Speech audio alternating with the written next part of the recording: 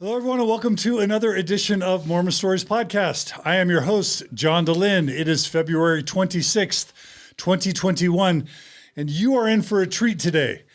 As some of you may know, if you're long-standing Mormon Stories Podcast listeners, you'll know that I've been number one, impressed with TikTok and the presence of ex-Mormon TikTokers and progressive Mormon TikTokers, just with the phenomenon of TikTok and with the amazing talent that is emerging on the TikTok platform, which is significant, if for no other reason than that when a TikTok video goes viral, it doesn't just reach thousands or even tens of thousands, like on YouTube. TikTok videos go viral to the tune of tens or hundreds or even hundreds of thousands or millions of views. And so with that, with the creativity, with the vibrant community, I've been trying to feature or spotlight various TikTok artists. We've had ex-Mormon Mindy on. We've had Mitch, who does the impressions of people like Gordon B. Hinckley and Thomas S. Monson. And so in the spirit of celebrating the TikTok platform and of spotlighting important TikTok voices, I bring you today Carah Burrell, who is known on TikTok as Nuance Ho. That's me. Carah. Hi, John. Welcome. Thanks. This is take two. Yeah, we're going to do it so good this time. It's going to be the best Mormon stories of all time. What happened the first time? Like, we tried this a couple days ago. It crashed and burned. I think it's my fault. No, I think we can't splice in videos or else we're like, where should we end this conversation, this story? So we're just going to it's going to be four times as good now. Yeah. So originally I had Carah on early in the week, and I was going to try and integrate some of her TikTok videos into my into this live broadcast. But it became so technical and there were so many glitches that we had to can it. I had to run to a birthday party actually, and happy birthday, Clint. And then we decided to come back. So I'm so glad to have you here, Carah. Yeah. And how should we begin? I mean, I think the spirit of today's episode is just kind of going to be a fun, casual, freewheeling discussion. I just have to warn you, Carah sometimes has a potty mouth. Is that true? Yeah, I just want to be sensitive to somebody's watching this in their minivan with their kids in the back, that I might say the words that make my mom hate me. So with that, you should all be warned that this is not a typical Mormon Stories episode. There might be swear words. And so if you don't like swear words, or if you don't want people listening, either don't listen or listen when there are people around who you don't want to hear naughty words. But Carah is super cool. She's super cool because her videos on TikTok, in my view, are among the most funny, insightful, sharp-elbowed, cutting-edge videos on TikTok, in the ex-Mormon TikTok. But also, Carah's got a super interesting story, not just because she was raised Mormon in kind of a semi-crazy family. Sorry, Carah's family. Not just because she went to LA with her husband and got into the comedy scene there. And when I say the comedy scene, I mean like Tig Notaro. And she's met a lot of the famous comedians that you and I might know if you're into comedy. Even Louis C.K., right? And Sarah Silverman and people like that, right? Yeah. So she and her husband have experience in the comedy industry. She is a comedian. She's a comedy writer. So is her husband, though he's not here. But also, while she was in LA with her husband, she was tapped to do PR, public relations, for the Mormon Church. And she used to hate people like me. She used to fear ex-Mormons and even badmouth ex-Mormons. And now she's one of the leading ex-Mormon voices, and especially on TikTok. And so that's a lot of cool fodder for discussion. Mm-hmm. How's that intro? Did I forget anything? Do you want to add anything? That was perfect, especially the sharp elbowed part. I'm actually really well known for my sharp elbows, and anyone who knows me will really feel like we're already good friends that you brought that up. So that was a perfect introduction. So, and especially if people don't have TikTok yet, I hope you made it a convincing sell that they really need to get it because of the reach, because especially when you were talking about PR before, like imagine what the PR and what the church is going through with the amount of reach that ex-Mormons have on TikTok right now, like videos in the millions, probably every day on a different ex-Mormon TikTok channel, you know, like that type of reach is not even typical of like a standard YouTube video. So more and more people are realizing the church is a fraud of all different backgrounds, all leaving for all different reasons. And like, I really feel like the new best meeting place for them to talk about it is on TikTok. Yeah. Okay. So let's start, instead of starting with your story. Yeah. Let's talk about TikTok a little bit. No. Let's talk about TikTok a little bit. Let's talk about why TikTok is interesting, why it's different. Yeah. In addition to its reach. And then describe your channel a little bit. Yeah. And maybe we'll splice in a video or two in post-production. But describe why TikTok is cool, why ex-Mormon TikTok is cool, and then what's different or interesting about your channel, and then we'll dig into your story. Yeah, that's a good place to start. So TikTok is, people say it's 1 minute videos. It's actually 59-second videos. But 1 minute videos on their platform, on their app. And you can do all kinds of different, you could just talk into the camera and tell stories if you wanted to. I do a lot more sketch comedy type, where I write more scripts. And I do a little bit of everything on my channel, pretty much whatever I feel like doing that day that doesn't sound unfun. Give a couple examples of what a video of yours might be like. So my favorite type is, honestly, I have only maybe 4 videos where I talk directly into the camera really passionately. And it's a series of videos called Things I Wish I Could Tell My Mormon Best Friends, But I Can't. Things like what? Things like, I wish when you say that you know the church is true, and because of the Holy Spirit, I wish that you realized that has been trademarked and shipped into your brain. And the way that you're interpreting these spiritual feelings are placed in there by these men in a council in Salt Lake City, Utah. And it's not as organic of a process. You're a lot more indoctrinated than you realize, but I say it in a way that I wish I could just tell my friends. So those are a handful of videos, or I just do sketches making fun of Kwaku or, Fair Mormon or Apologists. Yeah. Apologists. And I'm trying to think, what are your favorite videos? Because now I'm like stalling because I can't think of. You did one with Zelf on the Shelf that was super fun with Sam and Samantha and Tanner. Yeah, that was like a proper like sketch that was really fun to write. Describe it. Where it's called If Interactions with Mormon Missionaries Were Honest. And me and Sam Shelley from Zelf on the Shelf YouTube channel, which I'm sure anyone watching this already has to be subscribed to them because they are gods. Anyway, so they invited me over to do a collab. So me and Sam play missionaries, and we kind of just like wrote a script for what an honest interaction with Mormon missionaries would be. And then Tanner's already got like the mustache, and he looks like a freaking sex god. And he like opened the door, and he looks like he just like took a smoke of weed, and he opens up his door, and we just do like a cult leader. Yeah. I was trying to describe the video to my sister last night. I was like, he looked like you join a cult and you finally get to meet like the guru. And that's what he was like. That's what he kind of presents it as. So it's just somebody home kind of smoking weed, knocking on their door, and they're like, oh, shoot, I thought it was the cops. And just what an honest, like, we're from a Rocky Mountain Bible fan fiction sex cult. Like, would you like to hear a message, a reductive cherry pick message kind of thing? So I was surprised. Actually, a lot of Mormons liked it. If you read the comments on TikTok, like 50% of Mormons were like, I'm Mormon, but this is actually really funny. Anyway, I got called inaccurate too, which I had to clear that up. But I was like, oh no, these are all very true things. And so yeah, that was like a proper sketch. I have a lot of videos where I go back and forth with like my old way of thinking and the way I think now, and I can really kind put of like a monologue with yourself, right? Yeah, or like two different characters, or like a personification of the closed-minded thinking of a lot of the ways that Mormons interact with ex-Mormons online. And all I have to do for an idea is spend like 1 second on like LDS Reddit or something to get an idea of the way that they think. Like I have a video about what about the smart ones? What about like the really educated Mormons who say like they're educated, they must know all of the anti-Mormon things. Like why, if there's, and I used to do that. Like I literally I looked up to 2 people I can still think of that were such pillars of my testimony when they really shouldn't have been, but 2 really like people that I really respected in Mormonism. And I'd never looked at like the anti-Mormon literature, or whatever you want to call it, just the truth, let's say.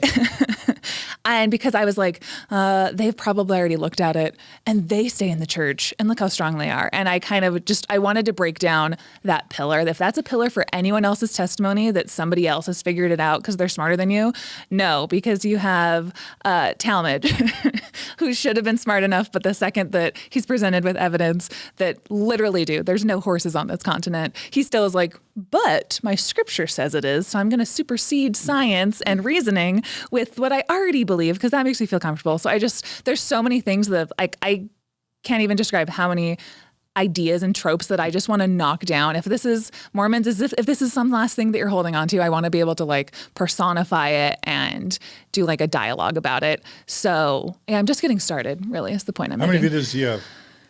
Not a whole lot, maybe like, if I have like 100 videos, I would say like 70% of that, 70 videos are maybe like ex-Mormon or Mormon related. So I do like little things about my life sometimes, but yeah. 70. Yeah, and you've probably. been doing it how long? I started making them maybe around Thanksgiving. So it's just been a few months. Yeah. That's a lot for a few months. It's not though. Because if you listen to anyone on TikTok, they're like, you need to be putting out 3 videos a day. And I'm like, I cannot be asked to do that. So, I'm actually probably going to scale it back even more because I just need to spend more time cleaning my house, taking care of my kids. So I'm probably going to do one every like 3 days until my house gets clean. Then I'll let it fall into disarray again, as it has been for the last month, and then start over again. So there's also this concept of stitching. Do you want to talk about that? Oh, yeah. And the other great thing about TikTok is not only can you put up a video of yourself talking. If somebody likes your idea or doesn't like your idea, they can take the first 5 seconds of it, or they could even screen record and edit themselves talking. And you can do really great responses talking back and forth kind of with people and just snowball their ideas. Or you can do duets with them where you're side by side and you want to add something to what they have to say. I can't think of another platform that's done anything really like that. That makes it so easy for so many people. And I watch a lot of videos about how people think that Instagram is a dying platform because it's like shiny, pretty.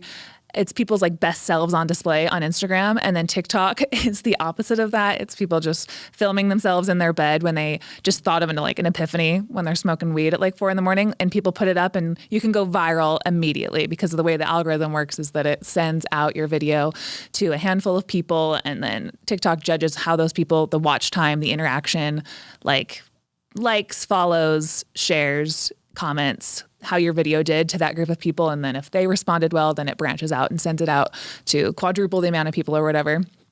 And so ex-Mormons have a lot to say.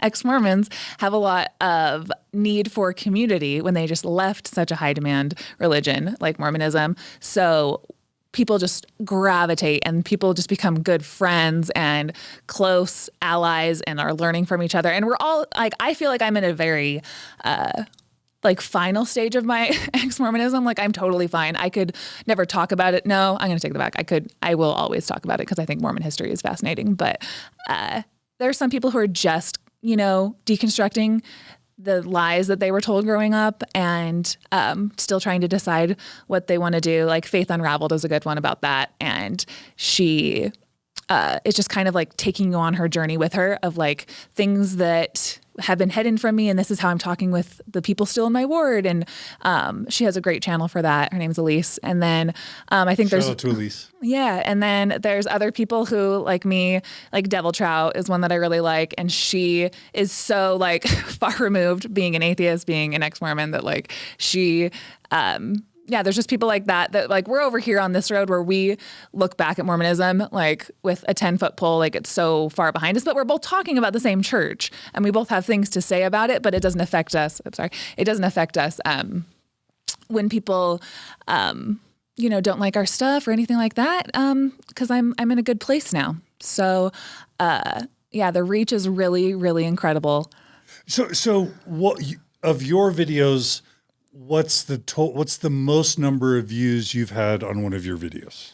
Oh, mine are actually, in terms of number one. Oh, number one, an ex-Mormon one though. Cause my top one is just a dumb thing that I said to my sister. That was like over 500,000 views. Okay. Let me just be clear about the scale here.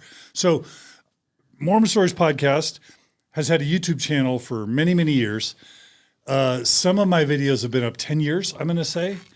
And the most videos I've ever received, views I've ever received on YouTube is maybe 100,000. And that's with some videos been up 10 years, really early on.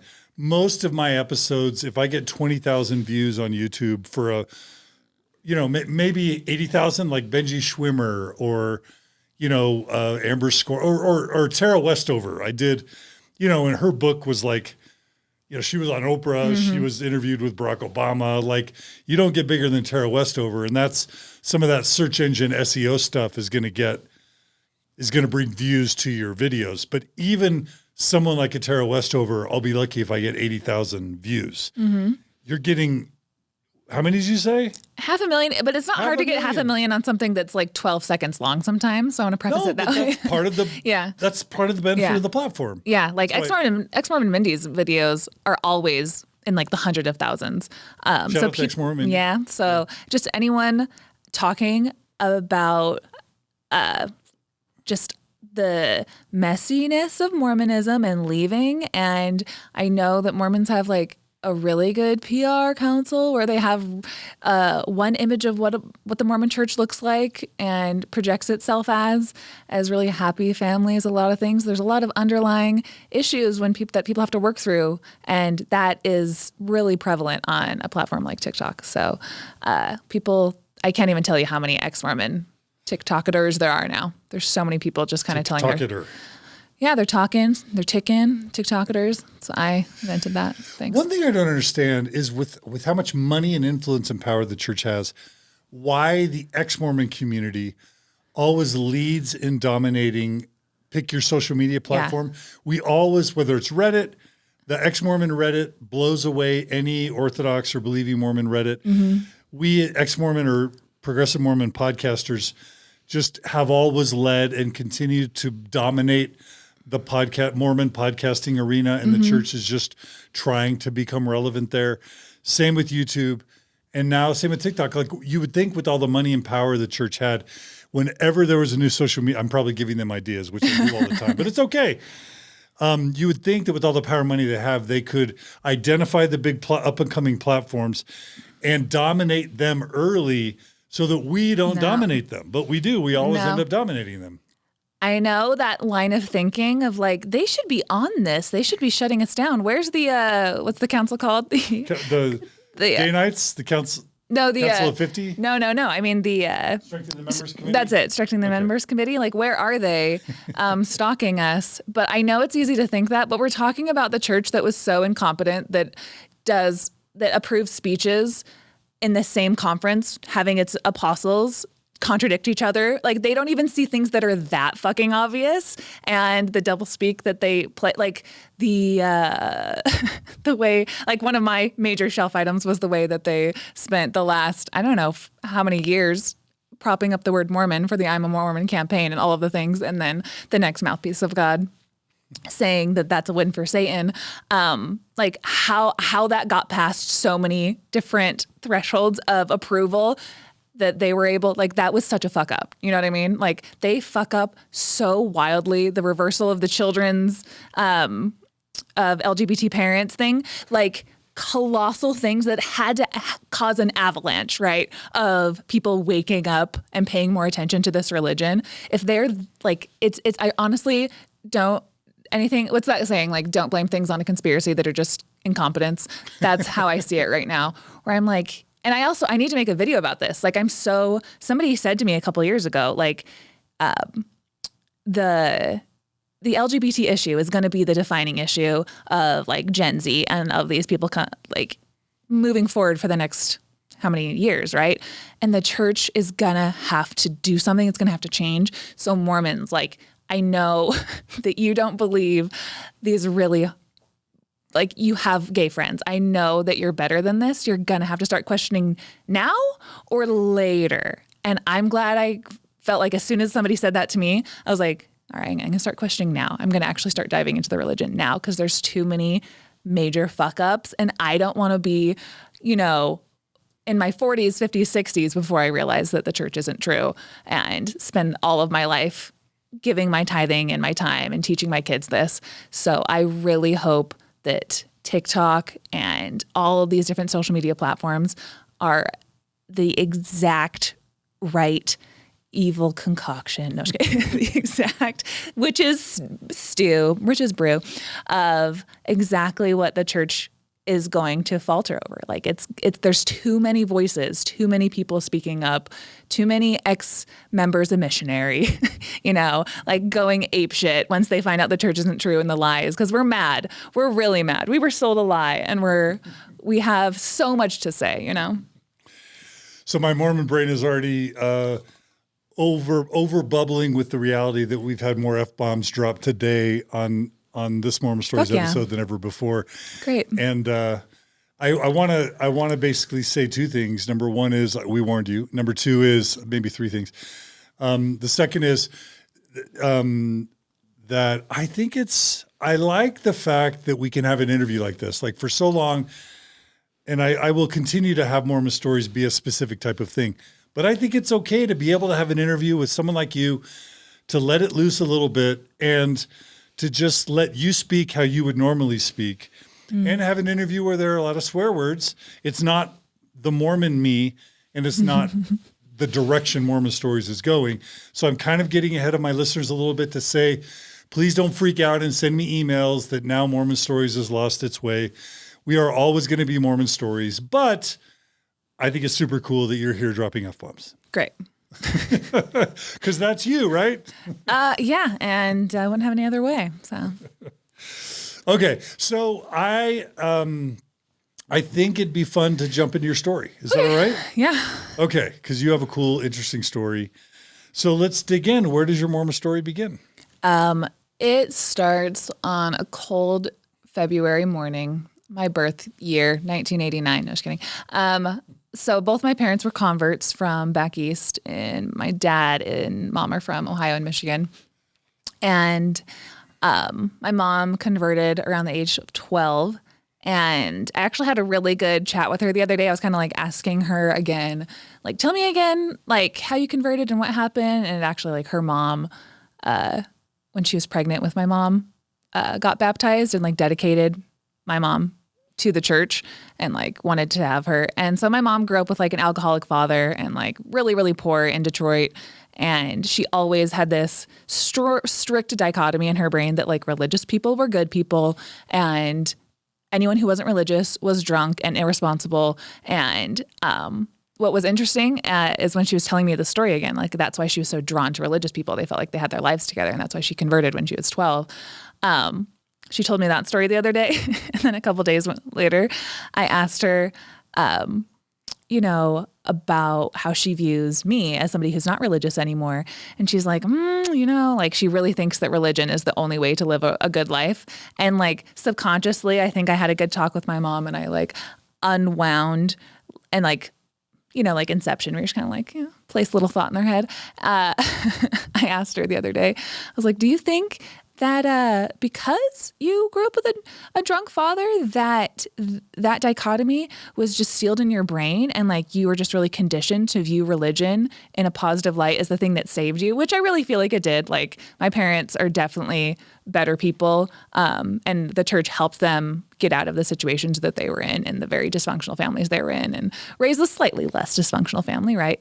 So so she'd never put two and two together, and she's 68 years old, right? And I was like, do you think that like you view me harshly? Because she does. If you watch any of my videos, I love my parents. I always have to like make sure people know that I love my parents very much. But they're also crazy, and they're also kind of robots, and they just don't think critically about things. And I asked my mom the other day, like, do you feel like maybe the way that you view me and like the harsh, she says, she's told me that I spiraling out of control and a bitter tree that bears bitter fruit. Oh, no. So that was not fun. Wait, is that where she's really mad at you, or just... That's just how she views me. Okay, but how does that not destroy your relationship right there? This was in summer. Like, this was just summer 20. TikTok. Yeah, this was summer like 2020. She said that, and what was making her think that? I guess we're getting ahead of the story a little bit. I can bounce around. It was because I always say that it's like few things need like an F word can be merited even if I'm talking to my Mormon mom. I realized I can't do that anymore because the argument is over. Even if you speak calmly, and like I hadn't brought up how disappointed I was in my dad's like unapologetic Trump, like everything all over our house, like our entire lawn, his entire life was like everything Trump, the Trump store all over his body, all over his house. And it wasn't until we were like out as a family at a beach in the summer that I was like, hey, Dad, how about taking off that hat? Because you're embarrassing me. And I've never seen my dad yell at me, at anyone. So my dad got really mad. And I'd never said like, and it was specifically because right like a day before is when Trump like retweeted his like white supremacist supporters being like white power and like that retirement home, if I remember that tweet. But anyway, I was like, can we just like, that's just please. And my dad started yelling at me and I was like, Dad, I haven't said anything to you in 4 fucking years and it's really time. Like it's out of fucking hand now. And my mom, the discussion was over after that. And my mom was like, I do not like that word. I do not like that word. Actually, I have a video about that too, about psychoanalyzing Mormonism. And at the end of the video where I'm like, nobody programmed me to be mad at that. Like nobody, like in Mormon's mind, nobody programmed them to be mad at white supremacy or like, Trump or anything like that. It's all just like the F word. That's where I zero in on. That's your real problem right now, Carah. And so I was just like, okay, don't get mad. Don't get emotional. Don't get too mad. So I was like trying to be calm. And yeah, so that's where she's like, Carah, I gotta tell you, ever since you left the church, you're just spiraling out of control. You're just a bitter tree bearing bitter fruit. By your fruits you shall know them, And look at you saying the F word in reference to Trump doing something completely irresponsible and horrible for everyone involved, for our country. But you, Carah, you're the problem. So that's the rockiest that our relationship ever was. But I can talk through conversations with my parents pretty calmly. And the best part is, great tip for anyone. I like to sometimes, if I know I'm going into a difficult conversation with my parents, I'll record it on my phone so that I don't have to go through like the emotional like upheaval of like then telling it again to my husband later. And I'll just, if he picks me up from my parents' house, I just literally, it's the most beautiful marriage. He just is like phone, hand it, aux cord, press play. And we drive home back to my house in Salt Lake. And he just listens to the conversation I had with my mom and we can pause it. And he'd be like, good point, Carah. Be like, and then just validate me that like my mom's like, listen to this part. Listen to what she says here. It's a great way to like decompress. Then you feel validated. You're closer with your husband. And then you're just like, okay, now that shit show is closed. Close that door and move on. So anyway, back to how my mom views me. Yeah, sorry. No. So you were talking about how your mom grew up in this dysfunctional household with an alcoholic dad or whatever. Like that's part of what's so disorienting about losing your faith in the church and or leaving the church, because it is probably impossible to deny the fact that the church can be great for pulling people out of really bad lives, really bad situations, poverty, low education, dysfunctional families. It gives them some structure and it gives them some order. Mm-hmm. And people like that become cult fodder or fodder for a high demand religion if you don't want to call a church a cult. But it does improve their lives. And so that makes it, and it sounds like that's what happened with your parents. Yeah, absolutely. And just like, there's sometimes when you're not loved the proper way as a child, you find that you look for that love in like a man or something. Like that's, I think, just the typical way that what we don't have at home. And the church can be a wonderful second family for a lot of people. And so I don't ever want people to get the wrong idea that my content is to push that I think everyone should leave the church, because I don't actually know your situation. Yeah. And I literally always think that if your situation is as bad as my mom or my dad or something, and the church was the thing that's going to be your level up, I would never take that away from you. I don't know you. I don't know your mental health or your situation.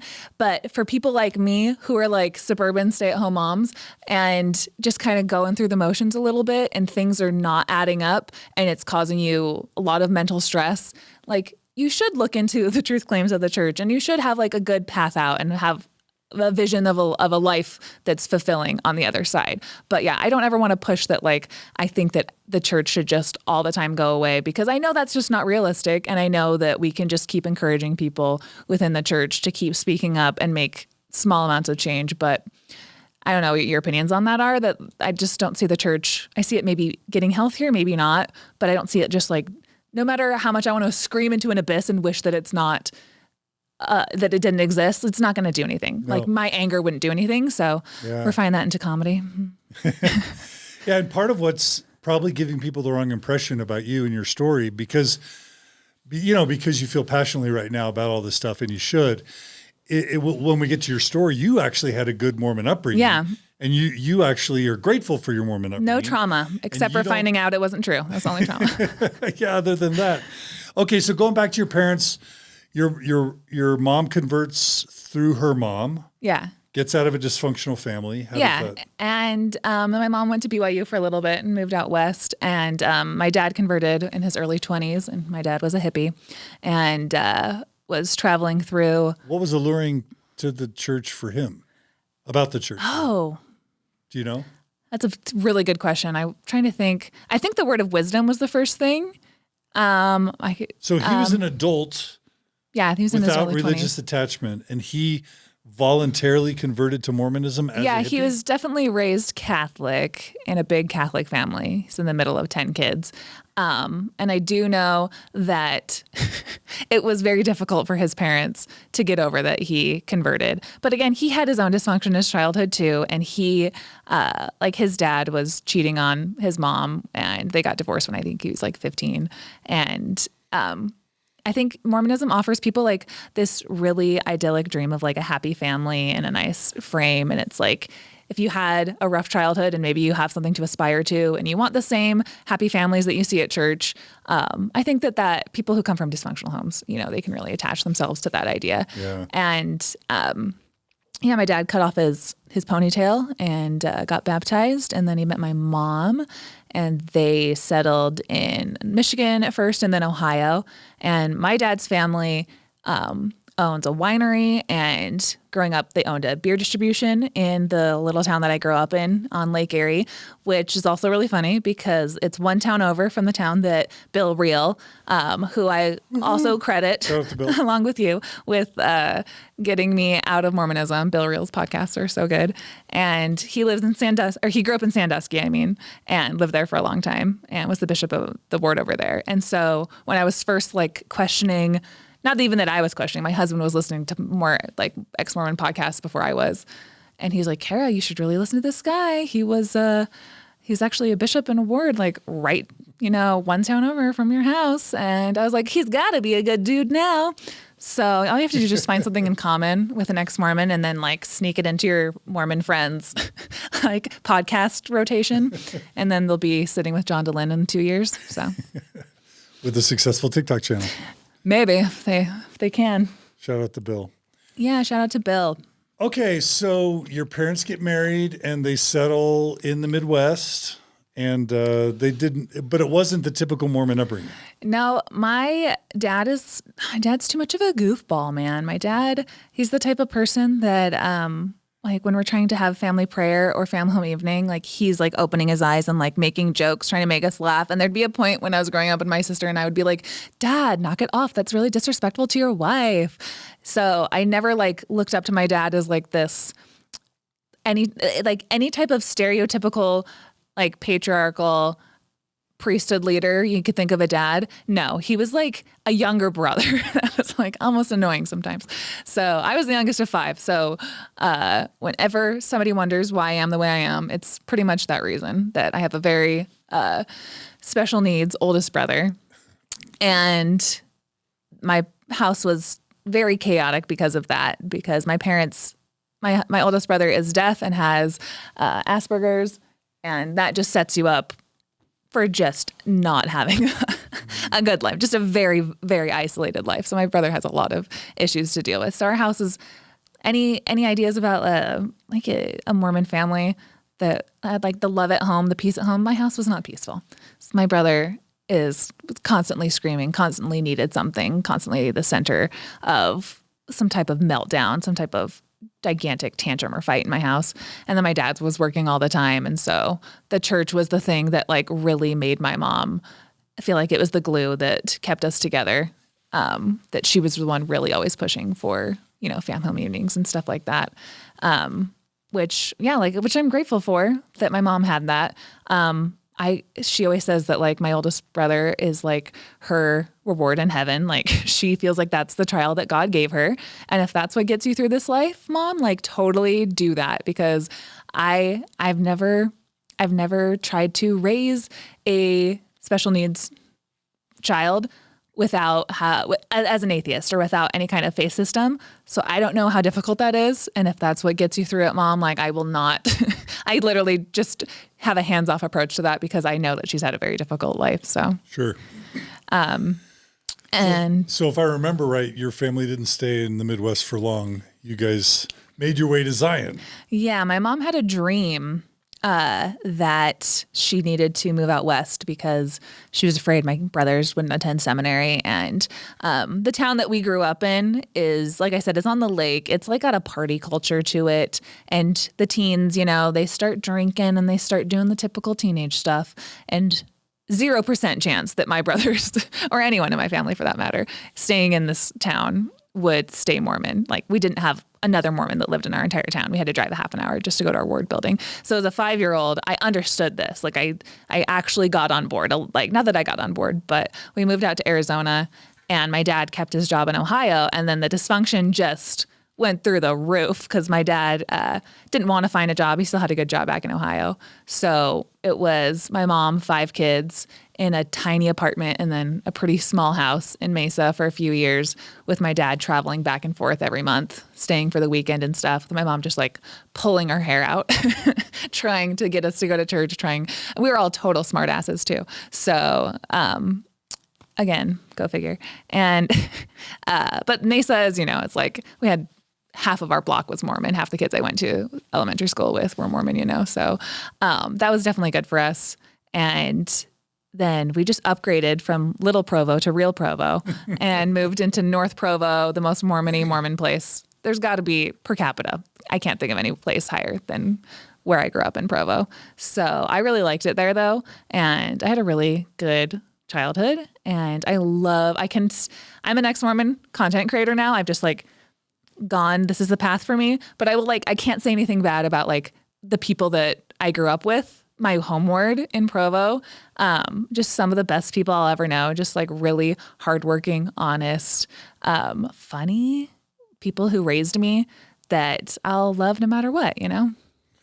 I have to ask you this because I ask everyone, did you have any favorite primary songs or church hymns? Yeah, I always really felt the spirit during, I don't know the name of it though. It's that we have been born as Nephi. What's that one? What's the name of that one? The parents who love the Lord, we have been taught and we understand that we will do as the Lord. We are as the armies of Helaman. We have been taught in our youth. PTSD. All right, stop. Did I tell you this last time? I can't remember. If I, like, how annoying was Carah growing up? This is how annoying I was. Like, I love to make people uncomfortable, and I was so rowdy. And my favorite thing is when I was a teenager was my young women's leaders, who used to be my primaries leaders, who are these women who raised me. If they ever see this, they'll know exactly who I'm talking about. And I still love them with all my heart to this day. And they're like, would tell me as a teenager, like, we would have meetings about you, Carah, in primary to try specific primary presidency meetings. How do we get Carah to sit still and pay attention? And they didn't know that all of that indoctrination was actually still going in. It's still all in there. That's why I have this channel doing what I'm doing right now. But like, I would sit in the front row of primary while the chorister was going, and I would like literally right underneath her and just smile at her and sing as loudly and as creepily into her eyes as possible. And like me and this chorister were not even friends. She did not pick up the weirdness that I was trying to convey. She was just like, what the freak is this child doing? So great times in my home ward there. We even had a young woman's, or it was an entire stake. What do you call it? It was like a stake challenge for every single youth to do an art project to show their testimony of Joseph Smith through art. That's some culty shit that I just said. And I was really into like making t-shirts as a teenager. And I made a t-shirt, like the cringe, John, just the cringe. I made a t-shirt design where I put together all my favorite like images of Joseph Smith into a heart shape. And I displayed that for my art project. Like I had a mannequin and everything. You still have a copy of this? No, I don't. I have photos of it, I bet. But I like wore it to school too because everyone's Mormon at school anyway. You should recreate it and sell it on your Redbubble or whatever I know. it's called. Yeah, my Redbubble store. Yeah, my Redbubble store of all of my designs that. Yeah, I'm seriously recreate. I'll buy it. Oh my gosh, just thinking about it. I'm like in a cringe place right now. I need to like think of something positive now because I'm like remembering the indoctrination of. Oh man, just like the things that we had testimonies of without even knowing what about, the Book of Abraham or anything like that. It's like, what the fuck was I even having a testimony of? What was I hearting here? Like, I don't even know. I didn't even like the Book of Mormon very much growing up. I liked everything else, but. Okay, so you were kind of a rowdy, your family was rowdy. Yeah, I channeled that. Primary. Talk about your kind of spirituality as, let's just say, a teen. So we get into your teen years, you're going to Young Women's, you're doing youth activities, you're probably going to seminary at some point. How was your testimony during that time? Yeah, I just, what's funny is my sister last night. Camp, and you got to mention girls' camp. Yeah, okay, I'll get to that one too. I didn't realize it was a stereotype. I was living out a stereotype because at 14, I got really into learning about spiritual things and metaphysical and psychics and spirit guides and things like that. And I would sit on the floor at Borders reading just all about other ideas about spirituality outside of mine because I feel like I was about to go into seminary and I wanted just what are other perspectives on faith. My sister told me last night that happens to a lot of 14-year-olds. So I'm not special in that, I guess. And I remember going into seminary being like, okay, this church is true, but these men, I'm going to hold what they have with like a grain of salt because I feel like the things they're saying are like are just so canned, They're not. I remember thinking how like the way that we dress in the church in these business suits is like not conducive to like the hippie vibe that I was kind of feeling. I was like, I don't feel like these people are real arbiters of God, or I feel like they're all good men. Like I really feel like the men that in my ward and people were definitely doing the best, obviously, with what they had. And I don't think they had like nefarious ideas in their head, but that they did not have the spirituality that is so abundant in so many other ways. They had, one small vision of it. And so I went into seminary being like, these guys think they know spirituality. 14-year-old Carah, I'm going to raise my hand a lot. I'm going to tell them what I think about this. And so I think I did that. And I think that helped me have like a really healthy view of the church early on that, other people, rightfully so, the way that a lot of harmful ideas are, pushed down their throat, and they should feel a lot of trauma and a lot of negative PTSD kind of response from if your parents were really dogmatic and you had leaders who shamed you and you had to, not take the sacrament and people were whispering about you. Like there's so many different ways to have a horrible experience in the church.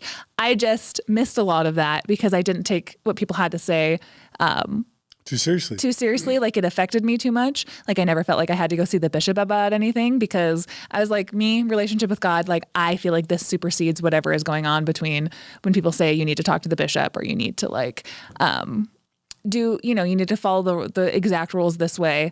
I always had like a DIY religion for myself while still definitely holding that this was the restored gospel. This was true. But I have such a good relationship with God that certain things I'm not going to like bog me down, So is that self-confidence? Because a lot of us don't feel like we have the liberty of like, downgrading church leaders to kind of like a lower level. You were kind of downgrading their authority in your mind in your adolescence. Is that self-confidence? Yeah. What was that? I think there's like two tracks of what you first get conditioned with in Mormonism. And I think some people, they get conditioned that these men speak for God and you follow what they say to the letter of the law. And then other people get conditioned with the spirit of the law kind of. And that can definitely help. Me and my husband were both, I think we fell in love so fast when I married my husband because we both understood the spirit of the law was the way that God intended it and not the letter of the law. And a lot of people are more orthodox and they like things doing that way. So I think I just was conditioned from a young age to just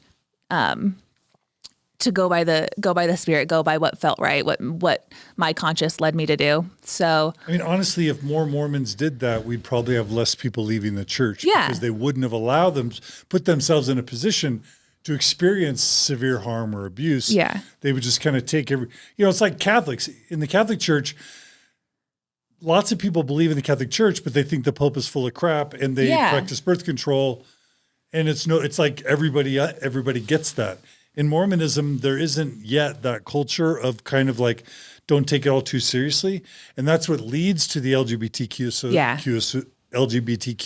suicides or the masturbation shame or the splitting up of families. It's the fact that people do take it too seriously. So the fact that you were able to kind of disassociate yourself from that level of severity is it's actually a good example, ironically, for Mormons. Yeah. So does this mean that like if you messed around with your boyfriend in high school, you didn't feel guilty and didn't feel like you had to? No, I feel like I had such a good relationship with God that I wouldn't. I was one of those people where it's exactly what the church wants you to do. Like it wants you to have such a strong, wants you. This is how I would have interpreted it if I was still Mormon.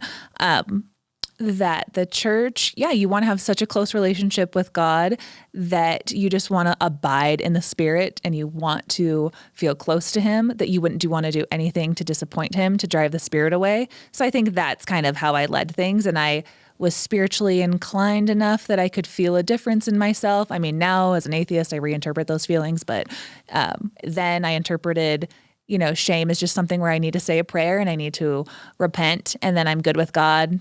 Like we're on the same level. I don't need to go. My bishop was also Elder Oakes' son. So I never want to be in a room. Nothing against him. He's a fabulous, hardworking father and has, I'm sure, many fine quotes. Was he stern and harsh and judgmental? But like turn the dial up like even farther. He was I don't want to say anything bad about him, but so here's a good story. So he is actually again, the family, I grew up with them, still great people. His wife helped sew my wedding dress for free. Like, I don't want to disparage this family whatsoever, but he is very stern. You know, when you're talking to somebody and they just like don't have a sense of humor. I had to learn that lesson the hard way when I was like 16, because I thought this is like when one of my every 6-month bishop interviews, the infamous bishop interviews, right? Everyone else has like, really kind of traumatizing, scary bishop interview stories. I have ones like this where I was traumatized that people don't find me funny and don't get my jokes. I'm just kidding. I was traumatized because he's a linguistics professor and he wrote this textbook on joke telling that's like this big. And my dad borrowed it from him. And I was like, oh, surely somebody who has studied joke telling will understand my sarcasm. And I was sitting down with an interview with him and I was sick of him asking since I was 12 years old. Again, red flag, but I was sick of him asking since I was 12 years old. Sorry, I'm going to move my legs. Carah, are you sexually active? Me going, no. Next direct question is, are you pregnant?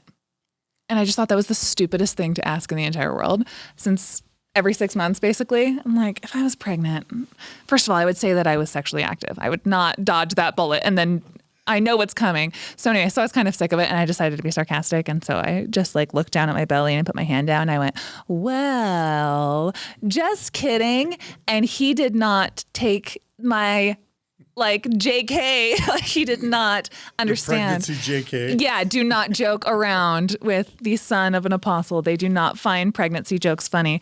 And it literally was traumatizing how my joke didn't land. No, it was traumatizing because he did not stop bringing it up all the time. Like he couldn't even like move past it in the interview. Like it derailed everything. He like literally didn't believe that I was kidding. So yeah, awkward times there, but that's not fun. Yeah. Okay. So talk about girls camp because it sounded like you had kind of cool leaders, right? Other than maybe not your bishop. Yeah. But. I know that my face is going to get out there as an ex-Mormon creator. And then people are from my childhood that I grew up with are going to find this and they're going to be like, oh no, we're going to listen to Carah shit all over the church for 3 hours or whatever. And what's going to happen is I'm just going to compliment everyone that's watching, because I still love all of these people with all my heart. But yeah, so I was raised by some pretty badass leaders and a feminist even. And they just, again, with that whole like not being too serious about like the bullshit of a lot of things, like that's how they raised us. Like these are my friends' moms, like all of the girls that I grew up with that I'm still pretty good friends with, most of them, like, and still keep in contact with their parents. And like that went from my primary leaders to my young women leaders and my girls camp leaders. And like they would have fucking, if somebody tried to do the cupcake or like the chewing gum purity lesson in our young women's, like they would have laid their bodies like in front of the door to make sure, like they would never let that stuff go down. So you didn't get those lessons. If I did, I think I would have remembered it, because I was always like really keen on like listening for where I want to criticize and raise my hand and like, you know, bring up my little opinions. But yeah, I don't think I ever did. And I don't think my leaders would have allowed it, because I'm in class with my other friends who are raised by like feminist moms. And I know that my friends, if I don't say something, they would have said something. So no, I don't think I had that lesson. And girls camp. So you had feminist leaders in Provo growing up? Yeah, definitely. That's great. Yeah, definitely. So that's what's hard about like progressive Mormons is like, I know they're so close to leaving and I know that'd be good for them and, you know, in so many ways. But then I'm like, you could be having influence on so many new, you know, your young women's part of your congregation or whatever that grow up with a much healthier mindset. So yeah, that's still up in the air how I feel about progressive Mormons. But girls camp was my time to shine sometimes, because my leaders really encouraged me to do comedy. And my mom actually really, for being as Mormon as my mom has always loved my comedy. So I started writing like satirical, funny songs on my guitar starting really young. And girls camp was kind of my time that I like displayed them for all of my friends. And I even had a song about my period. And there was this pageant at girls camp. At girls camp, there was this. I did have my period at girls camp, and it's Maya Shalom. I had a Maya Shalom pageant, and all the it's like 6-year girls that wanted to participate would all do like this pageant with like different, like a comedy, or I mean like a talent portion and an interview portion, and it was just to like really explain how I am not even near as funny as the people I look up to, and the people, not just who raised me, but like the friends that I was surrounded by in my ward and my state, just the funniest girls, legitimately hilarious people. So we put on this pageant and I really needed to like pull out the stops because they were all beating me. And I was like, I'm supposed to be the funny person here. And it didn't work out, but I played my song on the guitar, this period song. And I was like, one of those just like moments that's like burned into your memory of like joy and like, I never want to stop doing this. So I sang. Do you remember the song? Yeah. And sing some of it. Oh God. The lyrics are like, Mr. Period, oh, how you annoy. I wish you would go and bother the boys. I feel sick and I think I'm going to faint because I've got cramps like you've got complaints. And it was all just about like. Wait, sing the melody. No. No? No. I want to do a live stream one day and just try to remember all of my songs. Okay. Again, my mom was like actually pretty supportive. She did massage, and she did massage to pay for me to record them in a studio to just get all of my songs like on a CD just so I could have it for memories. CD?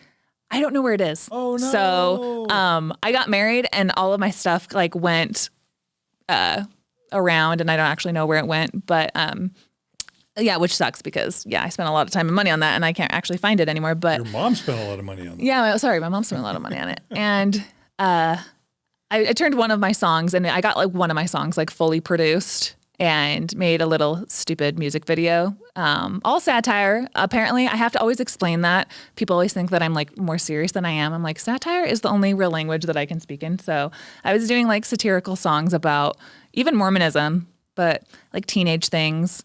And I sang a song at my, was it like junior year of high school? I sang a song called Teenage Girl to my entire high school in Provo, Timpview High School. And it's, again, another like burned in my memory of Some just lyrics. What are some lyrics? teenage girl. So this is very 2006, but it's like, I wake up every morning with my brat t-shirt on. I wake up every morning with my brat t-shirt on. Are you awake, sweetheart? Says my fashionably cool mom.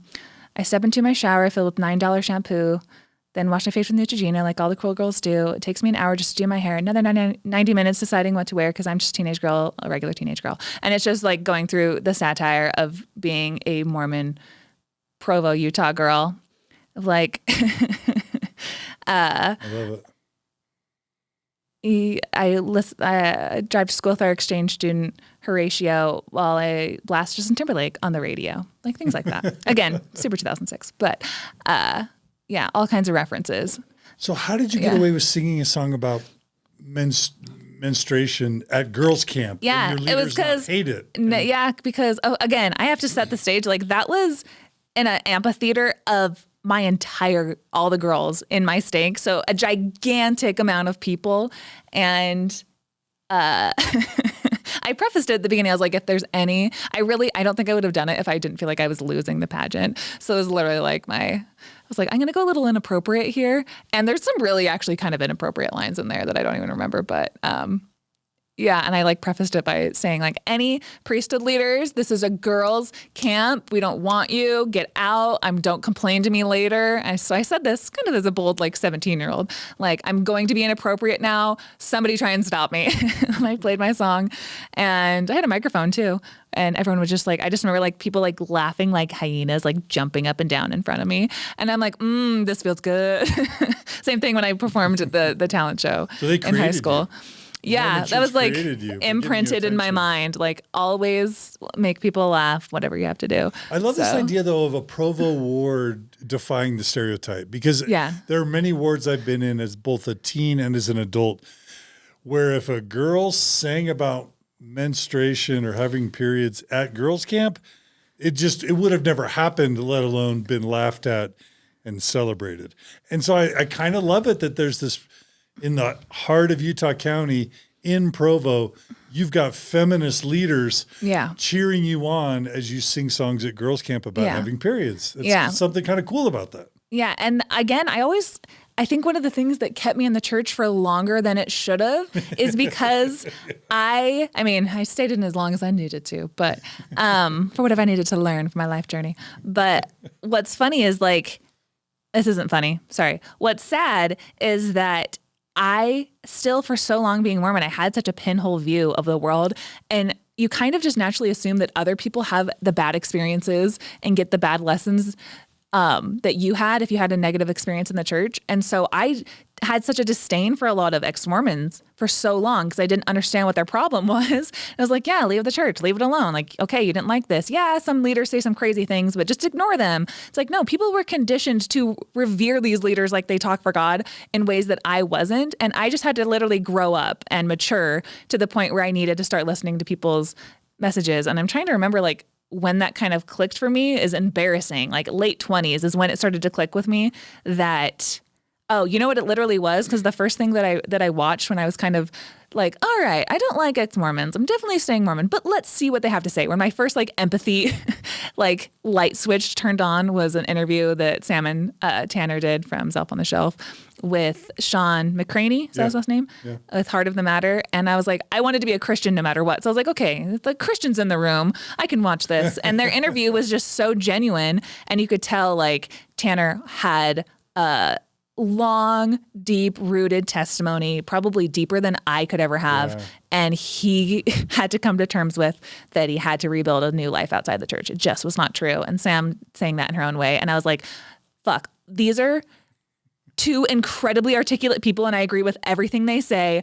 And it was just, downhill or uphill, however you want to think of it, from there, because I had to really listen and empathize that ex-Mormons, they do have a legitimate point. And once you start like listening and hearing that like people leave for very valid reasons, what are some valid reasons you should maybe be paying attention to? Maybe you should go look up some of that anti-Mormon material you were never told to look at before. Maybe you should actually know who wrote the Bible and how it was put together, and just start deconstructing things if you're going to especially like I was saying earlier with like the LGBT things, like if you're going to defend your church on these issues that are so causing so much harm to people, you better know what you're talking about. And I think that's going to become a real hot issue, or just more and more people, the tension getting hotter and hotter, right? So anyway, I had to just deconstruct that my upbringing was probably 10 out of 10 as healthy in every way that I could have asked for. So, but it sounds like there's some awesomeness about that, but some insidiousness about that, because it sounds like what you're saying is because you were raised by progressive, feminist, cool leaders, that made you feel more comfortable in the church and more affection for the church, such that maybe it took you longer. Yeah, it was a different church. It took you longer to see the church clearly. Yeah. And it was harder to leave it because you had been inoculated with kind of a more nuanced way of looking at because it was a more nuanced way of looking at things, and you had such a positive experience. Right. So in some ways that's insidious. Yeah, that's what I always say, where I'm like, it kept me in, like, who knows if I had a different upbringing, like if I would have done that, but I was like, that's how the universe spit me out in Provo, Utah. These are the people that surrounded me. This is the conditioning that I had. And I got out. All I can say is I definitely felt like I was in the church for the times of my life. If that's all I had, like that's enough. Like I had the church that got me through some definitely like difficult times that I can't imagine. And now that just helps me that I empathize more with people why they don't leave the church. Like I was living in this student family housing in Salt Lake. It's probably similar to the one that's like at Utah State or BYU, where it's just tons of Mormons packed in these tiny apartments with like, a playground in the middle and just packs and packs of Mormon families. And I'm raising 2 babies at this point. My husband's in school full time and working, and I'm a stay-at-home mom. And you walk outside your front door and I have all the friends I would need. They're all Mormon, all people on my board. If I, for some reason, found out the church wasn't true at that time and I had to not attend church anymore, like to out of my own conscience or whatever, I would have, it's like that social, what's the word? Social, I can't remember, but it would have destroyed my social life, my mental health, everything that kept me going when I was raising my girls when they were really little in this tiny apartment, when you're really poor. And the church was absolutely just that community that I needed that was right outside my front door every single day. So I really try to like empathize why, like, you would have never in 1,000,000 years been able to reach me like 3 years ago. You would not have been able to, because my life, my mental health, everything about my life revolved around keeping up appearances at church just to be able to get through the day, because life was just such a grind back then. And it gave me hope and it gave me purpose and it gave me those things. And so I don't want people to get the wrong idea, like I said before, that like, I think that you should give that up in favor of what I think you should do. It's like, if you've already decided that you're going to give that up, here's a safe like landing ground, with my videos and everything else that I plan on doing in the future. We'll see what else I'm up to. But so is it fair to say you escaped a lot of the sexual guilt and shame that Mormon teens experience? Are you saying you kind of escaped that? Yeah. Okay, cool. Should we get into the serious part now?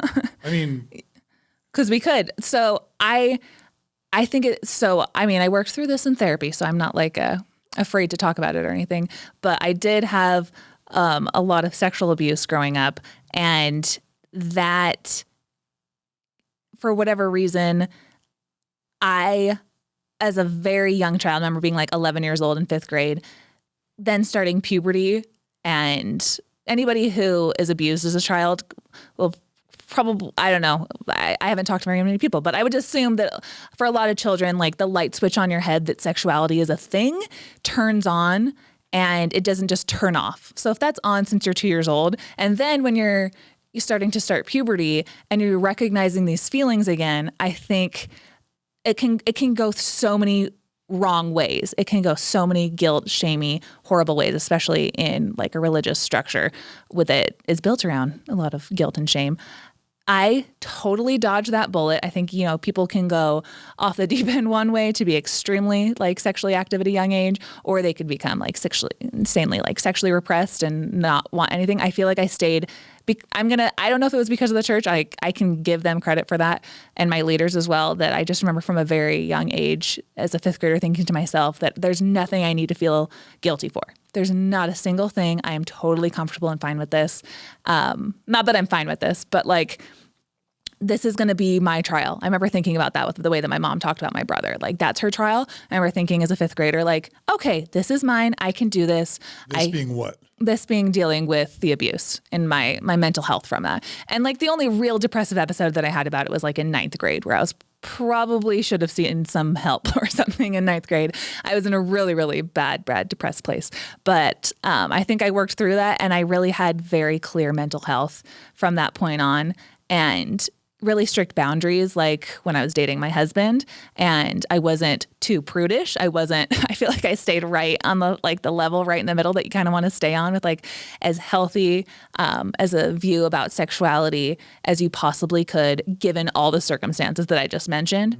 Being raised in Mormonism, being raised and having the childhood that I had, I really feel like the church, I mean, now I think back to it, it's like, the lessons about like divine nature, and that you are like ordained to be a goddess future, like that type of idea that like God wants so much for me. He sent his son to die for me. He loves me unconditionally.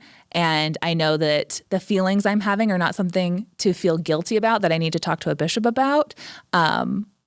These are just leftover from my childhood, and I was all through my teen years, I never saw the bishop for anything that maybe other people would have haunted them, because I was just very clear-headed about why, like, my thoughts weren't my own. Like, I was very aware that, like, that's why, again, I was probably poised to one of my biggest shelf item before anything Mormonism came up was the idea about free will and determinism, as I realized that I was a determinist, or I just really didn't believe in free will. And how do you keep on a testimony of Mormonism when you don't believe in free will and free agency and the entire way of the plan of salvation being set up? That was my most difficult, the heaviest shelf breaker to begin with. And I think that was like... Why didn't you think there was free will? I just saw my conditioning. I was very aware of my own conditioning and my abuse of what it made me do, what it made me act. Being the youngest too, I was very aware that like I'm obnoxious because no one's paying attention to me. It's not a surprise. Like, I think I was aware of my conditioning from a very young age. And then when I grew into adulthood and I understood more of like the worked out philosophies about free will, and how we are not just these conscious actors going through the world, that we constantly are making these decisions. And so much of Mormonism's entire theology is based around like Satan pulling you this way, and you need to abide in the spirit over here to be able to make good choices. And once I see that, like, I do not buy this idea that Satan and then is tempting anyone to do anything. I was like, especially when I think Mormons really have to come to terms with the ideas that the prophet and the official doctrine of the church doesn't accept evolution. And you were like, it's very difficult to recover from that place once you realize and you really work through the ideas about evolution. And but no, like, I don't think that I don't think the world is like 6,000 years old. I can't follow a prophet. That was another huge self item. I was like, I cannot follow a prophet that thinks that dogs have always been dogs, or whatever his quote is that Russell Nelson says. Yeah, too bad they prop him up as like a smart scientist all the time, when I was like, no scientist wants to be friends with an evolution denier. Sorry. So. Did you ever have any other big testimony cracks, any big doubts in your teen years, kind of before you finished high school? Very faithful. I had, my best friends in my ward who are still all LDS, I think. And I feel like we bonded so much over so many things, and like we were in it together. So my testimony, we were so open about like our problems, our doubts, our things. And I also like to dispel the myth that like Mormons are super always button up or whatever. Like, me and my friends and my leaders talked about sex pretty openly through my teen years and stuff. So it wasn't this like clouded secret of like and a lot of Mormons talk about like, oh, and then on the day of my wedding, I was supposed to just like turn on a switch, but I was sexually repressed and told sex was bad all the time. Again, I totally validate that is a message that people get a lot. I did not get that message from my leaders or our friends or any of the discussions that I had. What was the message you got? Oh, here's a good one. Oh, because so I'm going to call her my one particular leader who knows who she is. And anyone who watches this will absolutely know, be like, oh, she's talking about so-and-so. We were all in her backyard when I was about 16 years old. And my mom, again, a little bit weird, a little bit kooky. My mom said to me, I was retelling the story to them. My mom said to me, Carah, I wouldn't mind if polygamy came back because I just don't think that one woman can possibly satisfy all of the sexual desires of one man. And I was retelling the story to my friends and my leaders in their backyard about like, my mom said this, can you believe it? And then my leader was like, oh Carol, I shouldn't say anything. Never mind, I shouldn't say anything. And we're like, ooh, what? Tell us. And she's like, okay, no, Carol. One man cannot possibly satisfy all of the sexual needs of one woman. And then all of us teenagers were like, and I had a sleepover as like a 30-year-old woman with my best friend who was there from high school, who's still like my best friend.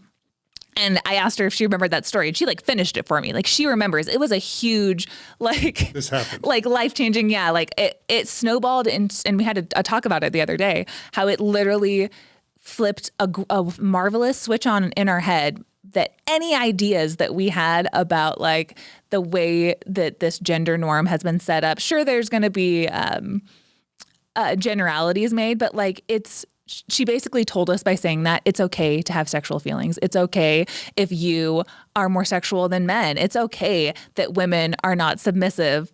It's okay, And that was one of those moments where we were like, yes, like, okay, we get it. And it just was like a good little thing we needed in our backpack to get us through to high school and, throughout our marriage and stuff. So shout out to unnamed leader. Yep. Leave a wink in the comments.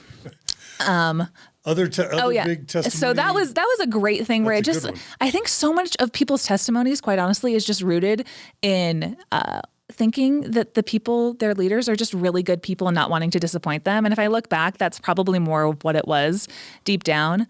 But I remember sitting in like the Joseph Smith movie when they had that in the theater right after it came out, and I was like 16, and the visitor center or whatever. Yeah. Prophet of the Restoration. Yeah. Which hopefully me and Zelf are going to do a full length, like watching the movie, like Mystery Science Theater style, and just riff. That's my greatest dream. I've been waiting my entire life for that to happen.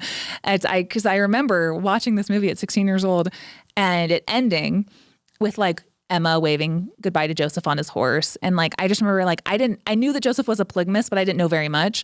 But I remember being like, that's not how it went. Like people weren't just mad at him because of his new like Bible or whatever. I was like, polygamy had a part. I remember thinking, man, I was like, that had something to do with it. And and the movie ended and I was like stone cold sober. And I looked to my left and I looked to my right, and everyone in my young women's are all bawling with tears. And I'm like, oh no, they're stupid. I'm a smart person and they are dumb because that was propaganda. Oh my God. And that was definitely like, I rationalized it at the time thinking like, oh, well, they have to do this. The church has to do this because they don't want to like get into the nitty gritty details. They just want it to be like, a nice fluffy story. But I'm like, I'm too smart for that. I should have like kept going with that. I should have looked for that more of like, where else is the church lying to me? Because they're just trying to like keep people in. So that was one of those things where I was like, I'm recognizing some propaganda here. I'm recognizing that. And when I started my TikTok channel too, speaking of testimony breakers, I have a sister, both my sisters are ex-Mormon, but they are both very different. And the one that kind of raised me, her name is Bethany. So Bethany said to me, she's like, oh, you're starting, she's found out the content that I was making about Mormonism and stuff. And she literally jumped right to, she knows me so well. She's like, oh, is this to spite your leaders when you were 15 and they didn't accept your script because we wrote like a movie for a youth conference? So when I said I have nothing but good things to say about my ninth ward, a different set of leaders, a different set of leaders that I did not respect were in charge of overseeing a movie that the youth were supposed to produce for youth conference. And I was in charge of writing the script with my friends, and it was the funniest thing it was delightful. It was hilarious. And they hated our script. They threw it out, and they like Mickey Mouse changed everything around. And me and my friends were so mad that we didn't even show up to the release of it. Because you were offended. And I was offended at their lack of respect for my comedic abilities, pretty much. And it was such like torture having to like have anything to do with this video.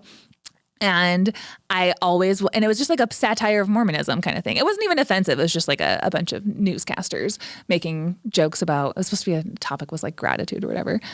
And it was just funny satirical things, like a newscaster going, oh wait, this just in? The church is true. Anyway, our top story, I was like, that's great. And my leader's like, that sounded sarcastic. And I'm like, duh, it's funny. Like, come on. Even as 15, I was like, oh no, church leaders are not led by God if they do not recognize me and my friend's talent here writing the script. So my sister knew immediately. She's like, you're mad because you never got to like fulfill your dream of satirizing Mormonism. And I was like, this is true. I like have so much pent up things I want to talk about. So...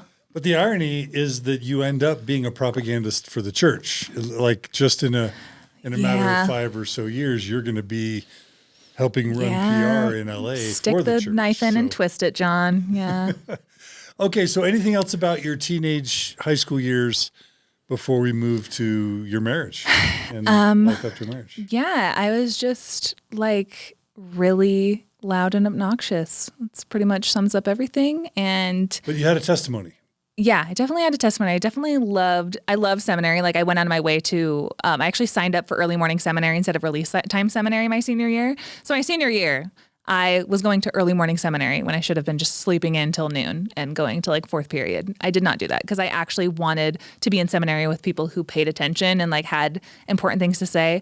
I even thought I wanted to be a seminary teacher at one point. That's another thing I just remembered that I'm scared to admit. So... I can imagine that. It's so much of Mormonism is like talking about things that you don't even know what you're talking about, right? Like, what did I want to be a seminary teacher for? To like, I didn't even know. You don't know what questions to ask sometimes. Like, it's embarrassing.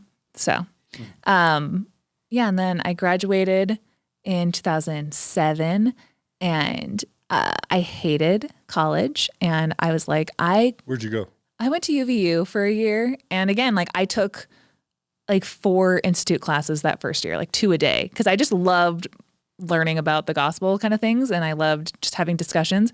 And I think that still carries over. Like I still like talking with people about their ideas about things. I want to know, like, what do you believe? Like, why do you believe these things? And I think once you're so zone narrow, your worldview is so narrow when you're Mormon that you're like, oh, this is the truth. Now I want to learn everything about the truth instead of taking a step back and like 1,000-foot view to be like, is it even the truth? Because this technically was a religion that was handed to me at birth. Let's think a little bit more critically before we like just absolutely decide this is true and dedicate our life to it. So I unfortunately was on that path of just like, if this is the true thing, I'm going to take 4 institute classes, and because I want to learn everything about it. And then, so I think college was so boring. You graduate high school and you're just like, oh, the world is my oyster. And you are so disappointed that now you have to, college was infinitely worse than any high school boredom that I felt. So I just got into nannying, and I made way better money nannying doing that. And then took a stand-up comedy class when I was like 18, I think. Yeah, 18 or 19 is when I started. 19, yeah. Did you have comedians that you loved growing up? Did you have a passion for comedy growing up? Yeah, definitely. Like I was raised on The Simpsons, first of all. So I have every episode, season 2 through 11 of The Simpsons, just like memorized backwards and forwards, and Seinfeld and stuff like that. And then I think I got into like Sarah Silverman comedy. Again, not typical for the Mormon, but I think I was pretty good about following most of the rules of Mormonism. The one rule I never really cared about was my entertainment and comedy, because that's just like my sweet spot. That's my vice. So that's what took me down, maybe. It's my road out, maybe. Yeah. So I would have watched, not raunchier, I wouldn't have watched R-rated movies now that I think about it, but I was fine with listening to pretty raunchy comedy when I was Mormon. Silverman, Yeah. yes. Oh, I can't think of anything else now because it was so Bo Burnham. Yeah, starting Jim around Gaffigan and Brian Regan and all that clean stuff. Yeah. Not your I think every Mormon listened to Brian Regan growing up for sure. But I wouldn't say that he was like inspirational for me particularly about what I wanted to do. Like I like Sarah Silverman's style a lot more. And so again, like my mom was super supportive in that way, and she wanted me to do what she found was like my best talent. So she actually like signed me up for the class, and I started doing stand-up comedy classes and then started performing at Wise Guys West Valley with 2 other people. As a single young adult? Yeah, like 19. I always like to say that I had braces my senior year of high school and my freshman year of college, which is the worst time to have braces. But it all worked out because I met my husband at that comedy club. He was the MC of an open mic. So my husband, Aaron, was the MC while I had my braces off for like 2 weeks. So I was like confident, walk into a club. I'm pretty much the only girl out of like, probably 40 men in this club. And yeah, and then it was love at first sight pretty much from then on. And what were your bits about when you were doing comedy at Wise Guys? Oh, the first joke I ever wrote was actually a Mormon one. I think my first joke I ever wrote was, why is everyone so obsessed talking about the second coming when we all know the sequel is never as good as the original? But and I knew it was good because I went downstairs and I told it to my mom, again, very Mormon. And she was like, yes, that's great. That's hilarious and stuff. So I was all over the place with jokes, though. Like I was absolutely all over the place with random jokes. And looking back, like you just kind of, when you get into stand up, you just kind of need something as filler of something to say, because you have to just kind of like feel your way around how to perform on a stage. So my jokes are not like repeatable worthy, but they were good for getting me used to being on the stage and being around other comedians and integrate myself into the scene there. So yeah, just my third time that I ever went to the club was when I met my husband. And I ran out of material. My first and second time, I already performed all my material. Then my third time, I wanted just to sing a song that I already wrote when I was a teenager called Textual Relations, with an innuendo implied there. Textual relations. So the leader that I mentioned earlier, she was the one who gave me the idea for it. So she also is more influential than she knows. So I sang this, like, again, very heavy on the sexual innuendo song. It's like a Mormon 19-year-old. You want to give us some lines from it? Oh. Do you remember? I can't do it under pressure, John. I have to wait for. I know the song backwards and forwards, but when you ask me, I'm like, oh, I'm drawing all blanks. You can weave it in. Yeah, it won't. Okay. But yeah, so I performed this like heavy on the sexual innuendo song, and again, that same reaction I was talking before. Like people loved it. It was super inspiring that I felt like I was finally good at something, and I had a lot of tension from the boys that night, but I had an eye on, I could tell, you can tell like who's Mormon and not Mormon, for most of the time. And so my husband, Aaron, obviously I didn't know him, but like there's a video of like the video of the first time I met him is on stage. It's on YouTube, like of me shaking his hand as I walk on stage, him introducing me to that first night. And then we have like a banter back and forth where he's like hitting on me. So it's adorable. And, because I still looked pretty young. He asked me, what high school do you go to?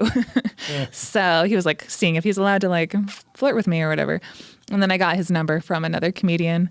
And then we just started dating pretty much right after that.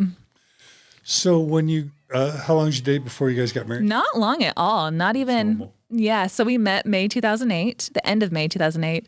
And our first date was like June 7th. And we'd only been just like messaging here and there, like through MSN Messenger. I'm going to throw it back to the 2000s. Yeah. And our first date was like June 7th. And then I said goodbye to him. I was going to go work at a summer camp for the rest of the summer. I was going to go move to Western Massachusetts to go work at a fancy pants summer camp. And I was leaving, and we said goodbye, and then he couldn't get enough of me. So then we hung out one more day right before I left. And then he kissed me. Woo! Scandal is my first adult kiss, pretty much. And it was really funny dichotomy too, because I'm saying the word dichotomy enough. I need a new word. Anyway, it was funny because it was like, as a 19-year-old Mormon girl, like my first kiss was like a big deal. And I was leaving and I was saying goodbye to all my friends, and I drove around all Provo and said goodbye to my friends before I went to go fly out to go work at the summer camp the next day. And I was telling them the story about like how I had my first kiss, and it was just like, ooh, ah, and all my friends are screaming, as you do when you're like a giggly teenager, basically. And then the next exact day, 24 hours later, I'm sitting on a tennis court with girls, forming a new group of friends with girls from all around the world. The counselors from this camp were all from all around the world. And they have a different idea of what is interesting and scandalous, and my story was very boring to them. They were like, and what else? And their stories were like how they just like slept with a guy behind a bike rack on the subway station in the Netherlands, like as a 19-year-old. And I'm like, wow, I am not understanding the culture you come from. So I had a gigantic culture shock of trying to understand how people could still be good people and not have any of the same standards or morals that I had. Like that was a huge mindfuck that I had to unravel that summer when I was at camp. But yeah, and then me and my husband, we pretty much didn't talk very much that whole summer because I was too busy sinning. The only sinning I did while I was Mormon was that summer because I couldn't just stay in a one piece. I went bikini, and that's how it goes. If anyone's Mormon watching this and they want to know how the secession goes, it goes, you wear bikini, Sarah Silverman, No, and wait, then period songs at girls camp. Yeah, I didn't feel guilty about that though. And Sarah Silverman listening to, a little raunchy comedy, and then bikinis, and then what was next? Oh, I didn't do anything too bad. I just drank and smoked weed, but. At girls camp? No, at the camp that I worked at when I was 19. At that camp? Yeah, at that camp. You smoked weed?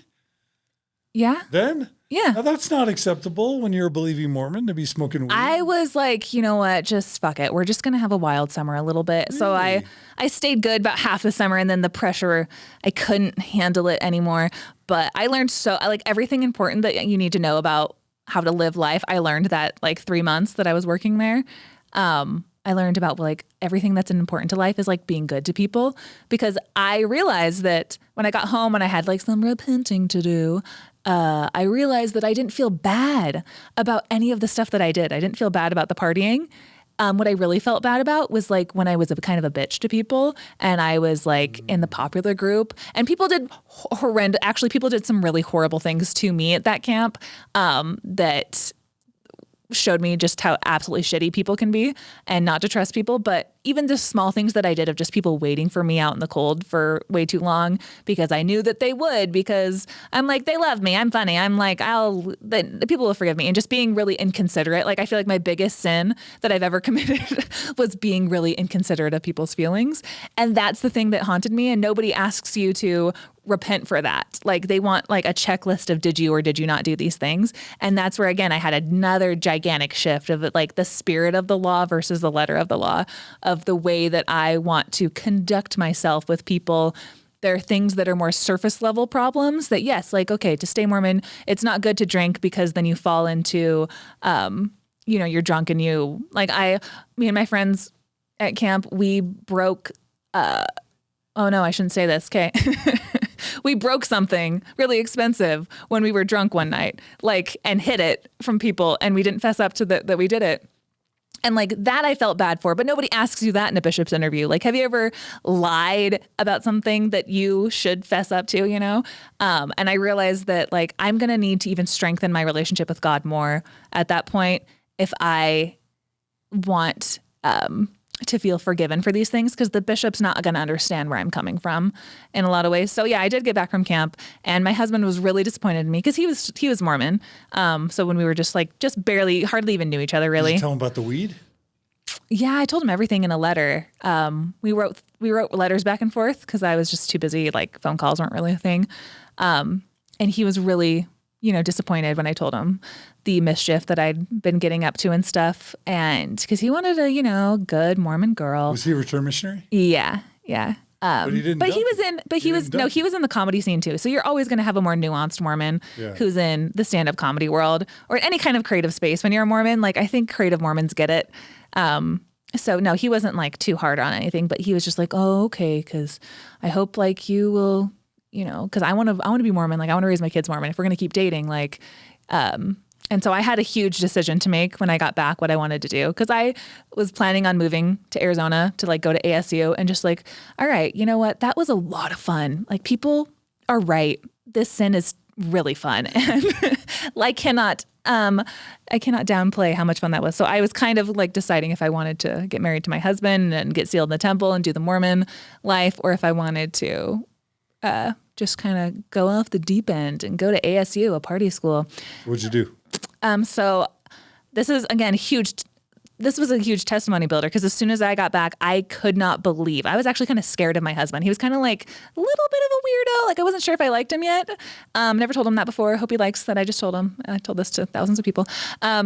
And I was a little bit, I don't know how I feel about him. And I was honestly surprised that we fell like head over heels in love immediately when I got back from camp. I got back August 19th and we were engaged on September 7th. Oh, wow. But so that's like 2.5 weeks later. He asked me to marry him like 1 week after, like August 19th, when you're just like spending every day together. And it's not weird when you're a Mormon young couple to just spend 24 hours a day interviewing somebody about what they want out of life and all their goals I think because we fell in love so quickly and I had that image in my head, again, that conditioning of like, when I get married, it's going to be in the Salt Lake Temple to like a worthy priesthood holder. Like that's the only image I had in my head of a healthy, happy, good life. And I was like, the world can't really offer me anything that happy. So, and my husband, still to this day, we have a very happy, healthy marriage. And like, he made me so happy. I was just wanted to be with him forever. And again, if you're going to get married or at least sleep with somebody when you're 19 and have Mormon parents, like you kind of got to get married anyway. So we were very good through our engagement and got married December 2008. So within 6 months of meeting him, I guess we were married. So, and then, I'm curious, what was kind of the either explicit or unexplicit understanding of how your life was going to be? There's always kind of like in a Mormon marriage, it's really a threesome, and I don't mean that in a sexual way, but it's like you, your Between spouse, God, and Jesus or the church, right? Yeah. And it's very conditional. There's kind of like this Mormon contract that you had agreed to when you got married. What was the either explicit or unexplicit agreement of what your life was going to be like when you guys got married, as far as you remember?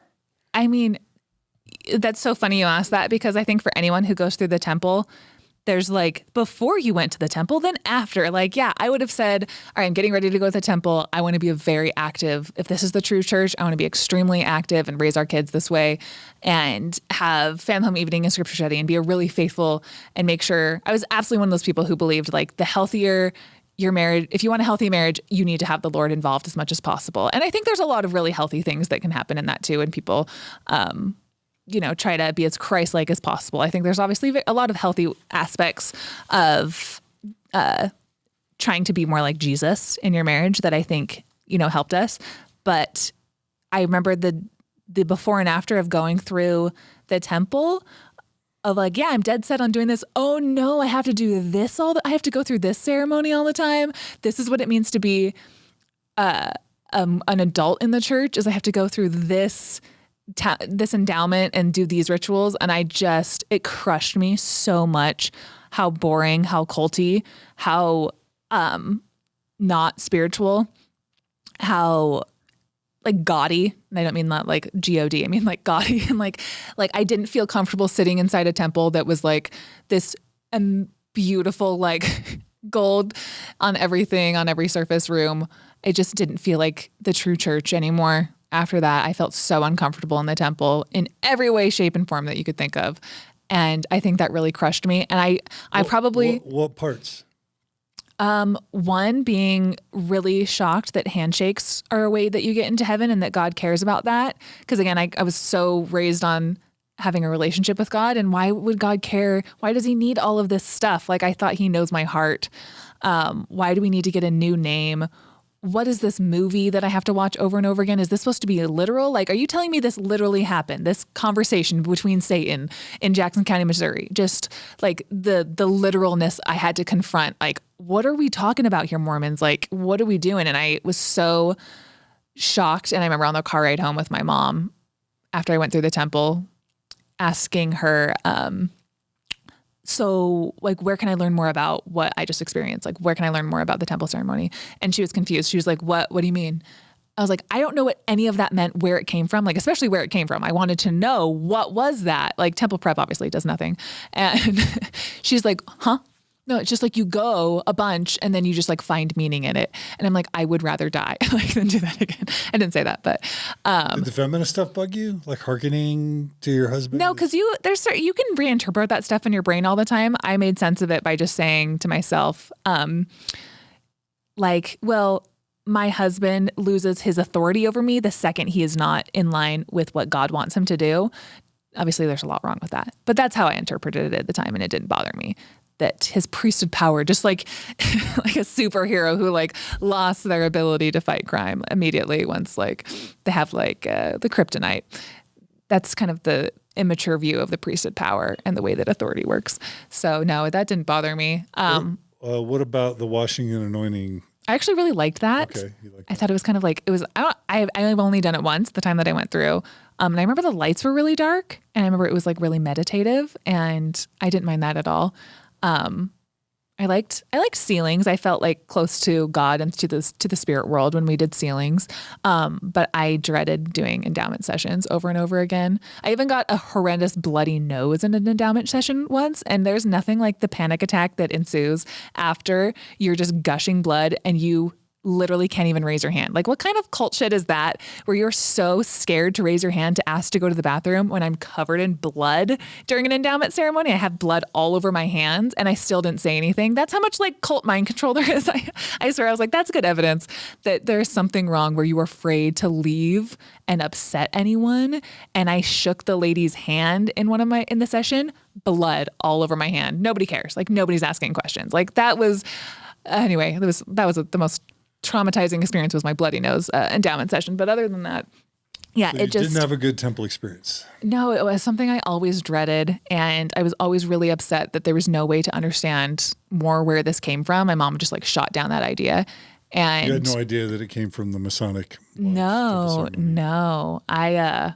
Everything, I'd heard that and I assumed that it was a lie. I do remember hearing that. There's a famous YouTube video, a viral video of two missionaries coming up to like a couple black gentlemen in a parking lot, and they're like trying to talk to this guy, and he's just like spitting Bible verses at him. And he's like, did you know that Joseph Smith stole everything from the Masons? And this like little weird missionary just doubles down and he's like, I know the church is true. I know. And then his companion's like, hey dude, knock it off. So I watched that video when I was like a teenager, and all it made me think was just like, wow, people just think the craziest things about us. Like, you just don't actually think they maybe have a point to anything. So you were inoculated. A little bit. Yeah. I had this really stupid thought in my head that anything that anyone has that's negative about the church was just somebody who wants to tear it down. And so therefore they're a lie. Yeah. John, I haven't even told you the story about, how I started a brand new journal, that is still like when I went through my Jesus freak phase, like it was one of those things that I would have taken this journal and my scriptures if my house was burning down. Like, this journal was so important to me. Had all my spiritual thoughts in it and notes that I took from listening to different like podcasts and stuff. And the very first thing in the journal was like, oh, I've heard good things about Mormon stories and John DeLynn. And so I just turned on an episode. And it was actually an episode about sexuality, and I really liked it. And I took down a bunch of notes. And then as I filled up that journal, I was like, oh, John DeLynn, the apostate, his name is at the very top of my journal when I open it up every time. I don't want an apostate's name in there. And I actually ripped out my notes from your really good podcast because I didn't want somebody to find it and be like, Carah's like, she's, hobnobbing with John DeLynn and his podcast now. And now look at us. But yeah, that's how. What year would that have been about? That was, I'll tell you the exact year. 2011 or 2012. Okay. 2012. Yeah. 2012. 8 or 9 years ago. Yeah. You were married by that point? Yeah. We got married in 2008. So we've been married a long time now. So, yeah.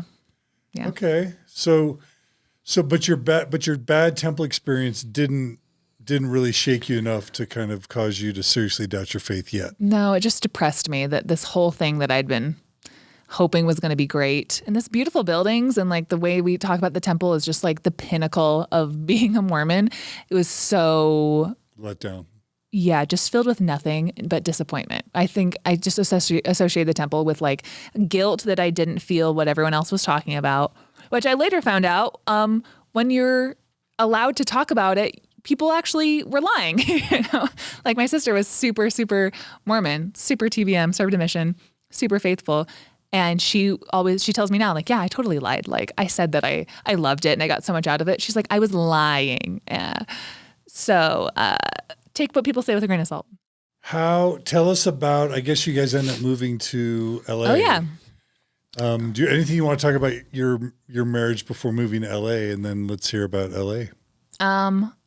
Yeah, my temple, I don't know. I try to compartmentalize how I feel about our wedding. Cause obviously as an ex-Mormon now, I know a lot of people get upset thinking about all of the things that their wedding could be and that it wasn't. And, I was so happy to get married. Like the amount of in love these two young kids that we had, just so starry-eyed, just so excited to start our life together. I have to kind of still just be like, that's all I cared about. I care about that now. I cared about it then. Like I didn't care about the way that most of, my friends weren't able to attend. I don't care that we had our reception in like an ugly gym. I don't care that I don't have any good pictures or that it was on a cold December day. I think then and now, like I just look back at my wedding as what a wedding should be. Like all that matters is I was really happy to be marrying a really good guy. And I know people will shoot down quick engagements and things, and there's good reason to do that. I am definitely pro getting to know somebody and committing to them and making that commitment last. And, marrying somebody immediately after, marrying them immediately after meeting them is not always the best way to do that. I totally get that. But with my circumstances and my life and the way, like I was saying, that I was conditioned and just meeting another comedian who was so on my level, who had a similar childhood, like it was exactly what I needed. And my mom, when I got back from camp, my mom she actually stole my journal when I got home. I was super independent and super self-confident when I got back from camp. And she was like, something's up with Carah. Let me see. And so she stole my journal, read everything that I did at camp. That was where my journal writing, the Mormon church, you win this one. Told me to journal so often that it actually was my downfall because my mom read everything that I did in my journal and confronted me about it and wrote a letter to me. Again, not the healthiest thing my mom has ever done. She does some other good things. I don't want to like totally rag on my mom, but this was devastating. And she told me that she knew everything that I did at camp and pretty much just tried to drag me to the bishop, which is the most unhealthy thing that could ever happen. So, and she also stole my laptop because I was getting too independent. I don't know how that connects, but she stole my laptop and told me that a robber came in and took it. And because I like had this repentance process that I was going through, she wrote 3 separate letters to my husband telling him to go find somebody better than me, than her own daughter, because he was like a priesthood holder and my daughter is trash, basically. She wrote him 3 separate letters, and I actually have 2 of them. I threw away one, but I still have them hidden in a box somewhere. And then I obviously hated my mom throughout my engagement through this 3 months before I got married. And I like committed to getting married in the temple, but I like was still really angry at her. So I went through when I actually went through the temple right before it, my mom sat me down in her bedroom and showed me the temple clothing. That's actually kind of a funny story. Like I saw the temple clothing before I went through because my mom's like, some people are a little bit shocked by this. I just want to show it to you. And she laid out and it like went over my head. Like I didn't believe that I would be wearing that. I like thought like somebody else. I did not understand what would be going on. And she even said to me, she's like, and also there's this thing called the prayer circle. And you know what? You're not actually allowed to have any ill will or negative feelings towards anyone in this circle. So I know we've been fighting a lot. So she just point blank told me, you need to forgive me right now before you go through the temple. And I was like, okay. And I literally was like, okay. And I rolled my eyes. I was like, anything to get me away from you and on my own path out of life. So I say all of that. Sorry for shitting on my mom a little bit. She has a lot of great qualities, but if people can see like people who come from that type of situation and get married early, that was the best thing for me. And so I hope people don't knock that I got married early if I don't knock what they chose in life, because that's exactly what I needed for that life. And it worked out. Again, doesn't work out for everyone, and I'm very sorry for that.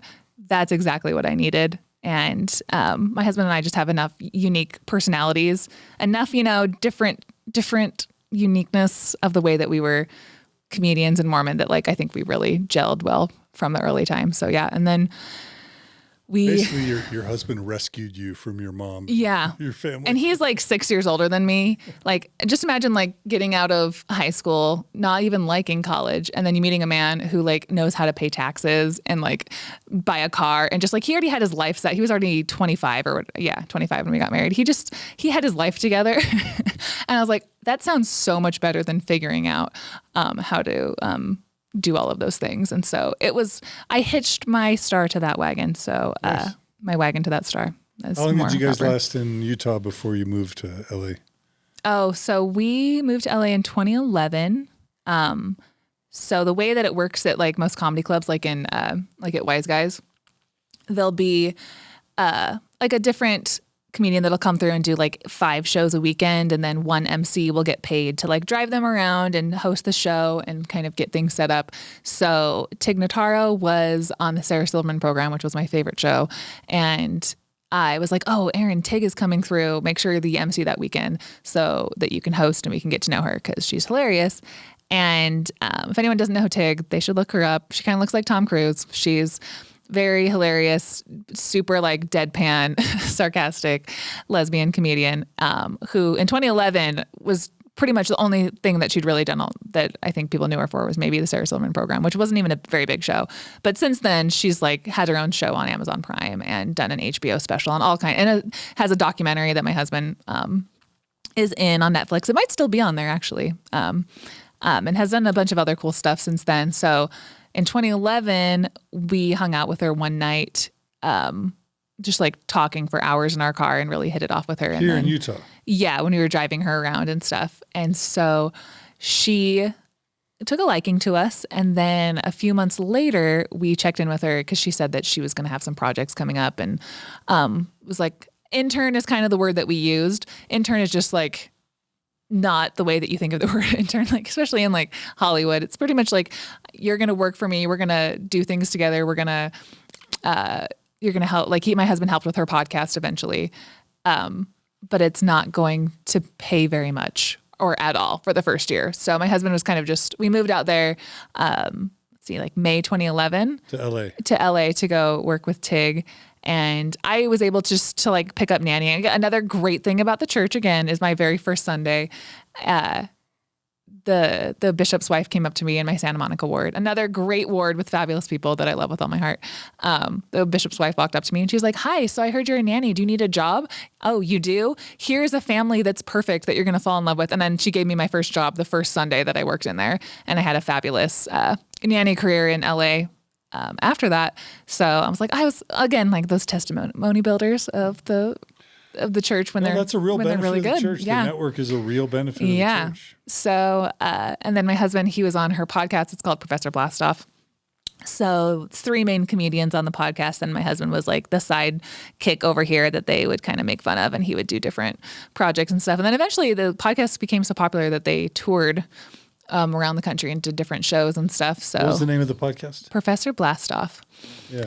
So David Huntsberger, Kyle Dunnigan, Tig Notaro, Aaron Burrell. So they were a good little troupe. Their podcast actually went to #1 at one point too. So that was exciting times. And then Tig's career kind of took off from there.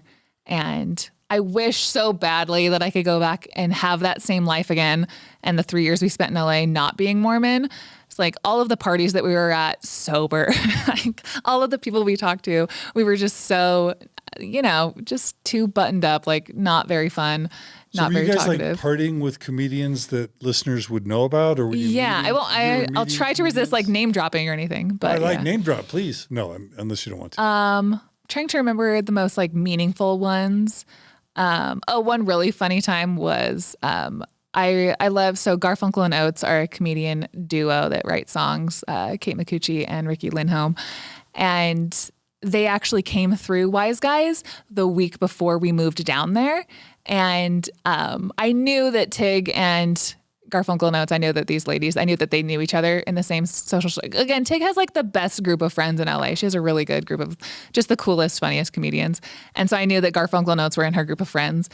And when I met them and we were hanging out in the green room at Wise Guys when Garfunkel and Oates came through town and getting to know them. And again, like the only thing people sometimes that aren't Mormon that really want Mormons around for is like, tell us all of the stupid things that you believe. So we were just talking to them about Mormonism, about like our mission. I remember we were talking to them about missionaries and how they go door to door knocking. And they were like, and I was like, that is the least of your worries about the things that Mormons do. But anyway, and I was telling them like, yeah, we're actually moving down next week to go work with a comedian. And then they're like, who? Do we know him? And I was like, Tig Notaro, and they like lost their shit at us. They were so excited. And then we became, no, I wouldn't say good friends, but like my husband worked and did like personal assistant stuff for them. And like I saw them at parties a lot, and super, super nice girls, super funny girls. And again, it's really awkward though at these parties. People just want you to be like, ask you two questions like, oh, you're Mormon. What do you think about the Book of Mormon musical? And then like you give your spiel about your opinion. Yeah. Are you Amish? Yeah. You give like the standard rebuttal to things, and then people are like, okay, now you're weird, and then they don't really want to talk to you. So again, I wish I could go back and party and be like, I'm actually funny sometimes, you guys. Let's all be friends. So yeah. Oh yeah. And then that was what was crazy is you have these ideas and dreams in your head of like, I started sitting at 18 at UVU, bored out of my fucking mind, listening, like in between classes, watching Sarah Silverman videos, taking notes, writing jokes. And then from 2008, 9, 10, 3 years later, I'm sitting in a green room of like Conan O'Brien hanging out with Sarah Silverman. I'm like, all literally right. Conan O'Brien? Yeah. I mean, Tig was on Conan O'Brien enough that we would go backstage and hang out. So I don't want to like name drop and be too awkward about it. But like me and my husband, the reason why we like fell in love was our mutual love for Conan O'Brien. So it was like this great moment of like synergy.